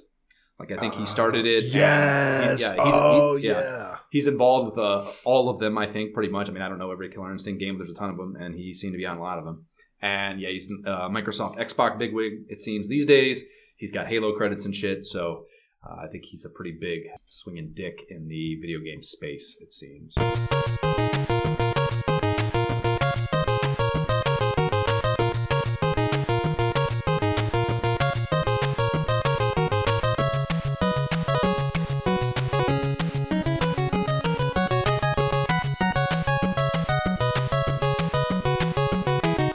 That is the Mission 1 Jungle Base theme, bringing us into our final section of the pod. Josh. This game fucking rocks, dude. Fucking rocks. So much more complex and nuanced than I said it a bunch of times already, ever expected it to be. Mm-hmm. I couldn't believe how good of a job they did with the IP. And maybe, maybe that's easier for them to accomplish because I'm not a diehard Joe head. Yeah. And maybe, someone who is feels a little less strongly about that, but from a casual perspective, a G.I. Joe casual, it looked fucking great to me. Like they did a great job to me. Again, especially within the landscape. I think it holds up even like modern day in any context, but particularly in the NES landscape in 1991, way better job. Talking about? Yeah, nothing even close to it. Probably, honestly, like I say, even Ninja Turtles, which I liked, and they did a decent job, but there's still some wacky shit in there that's not really relevant. So this is just like front to back, all spot on shit, and that's really cool. And yeah, I mean, the music is banger after banger after banger. The box cover slaps. The manual is elite. Nintendo Power feature is fucking awesome. The trimmings are all top shelf. The game's great. Challenge throughout. It even ebbed and flowed at times. It's not just like constant fucking strife. It lobs some maters to you here and there to keep you fucking, I don't know, feeling good at the game. It's just, I don't know what I'm not sure I have. What was it? There was one boss that I like bitched about something with. We kind of hate the Cobra Commander thing, but it's not that bad. And at least was unique, It's not like he just did something that another boss did. Yep. So yeah, I mean, it's pretty fucking. I don't know what you can bitch about. I really don't. And like the idea that this one is not considered the better of the two, Atlantis Factor must be a fucking banger, man. So that is pretty fucking cool too to know that's coming down the pipe. Yeah, man. I don't know, fucking blessing. Yeah, obviously. Agreed. I mean, I would like to play Atlantis Factor now. I mean, playing this from the Nintendo Power. I mean, it's G.I. Joe, but again, outside of cartoons and some toys, like I didn't have a big affinity for it. It's not like I was like, oh, we gotta play G.I. Joe. But that little playthrough was enough to wet my whistle. And yeah, like I said, once I actually focused and went back and like read the manual and started over, understood it, it's a great freaking game, man. You got variability in your characters, variability in their skill sets, who you should use when, secret hidden stuff you can find. It's not so many enemies that are different. Yeah, you're not just bullet sponging the same dudes over and over. Yeah. Like there's, like if this was remastered or Yeah, I would absolutely play it. Are you kidding me? Like, all day. Fuck yeah. Like, Fuck yeah. Amen. So I assume that's a blessing as well, yeah? yeah, what else? What are we... Word. Well, that's that. Yeah, that's a super. I knew it would be a super fun IP. There'd be a bunch of cool shit that we could get into, and sure enough, it delivered on that in spades with that fucking Yojo website and shit. So, really fun. Glad we did it. And yeah, I mean, it will be hard not to drop this into our, I don't know, our kind of Hall of Fame tier stuff in doing multiple games from the series. You know, like I think we'll have a hard time passing up Atlantis Factor when it comes along, just to see if how can that be better, you know? Like, yeah. I know I'm pretty sure I played it, and it's very similar in feel. I think I'm pretty sure it's like the same exact format and kind of style. So I look forward to seeing how what they could have done to make people feel it's measurably better, different. Yeah. So I look forward to that for sure. Fucking A, Yojo has been potted. Next up is GamePro number 20. So we're going to do some back and forth stuff here with both systems before we get to our next Sega issue after that. That GamePro 20 is the March 91 issue. You can subscribe to the pod on the platform provided or a dumbass company that serves up your pottery. Please rate and leave positive shit for the pod on that podcast platform of choice or any other for that matter. The website is nyehentertainment.com/ISOH-pod. You can email us directly at isohpodcast@gmail.com. Follow the pod, on Facebook and or Instagram. There's a link to the YouTube gameplay videos playlist in the show notes. There's the ISOH subreddit if you want to get down on this on Reddit. We don't have a Patreon, but if you like giving money to things podcasters tell you to, we'd like to do so at our direction. The Able Gamers Foundation creates custom gaming rigs for gamers with disabilities. That's cool as fuck. AbleGamers.org is where you can find them. T-shirts on their website. They're dope, and proceeds on those that are pod expenses go to Able Gamers. Does not come with the official bandolier, but what are you going to do? The T-shirts are pretty cool anyways. Jay, what are your socials? Gentleman JB without the second E. That is my gamer tag and where you can find me when I post on social media. I am on Twitter at Josh Folan. I am on Instagram at MyShiftyIsBroke. And you can track me down for maybe some of that Mars action. Then there's a new course, Walkabout or the new Walkabout course is Mars. Something or other. So it's probably pretty cool, I would guess. Nice.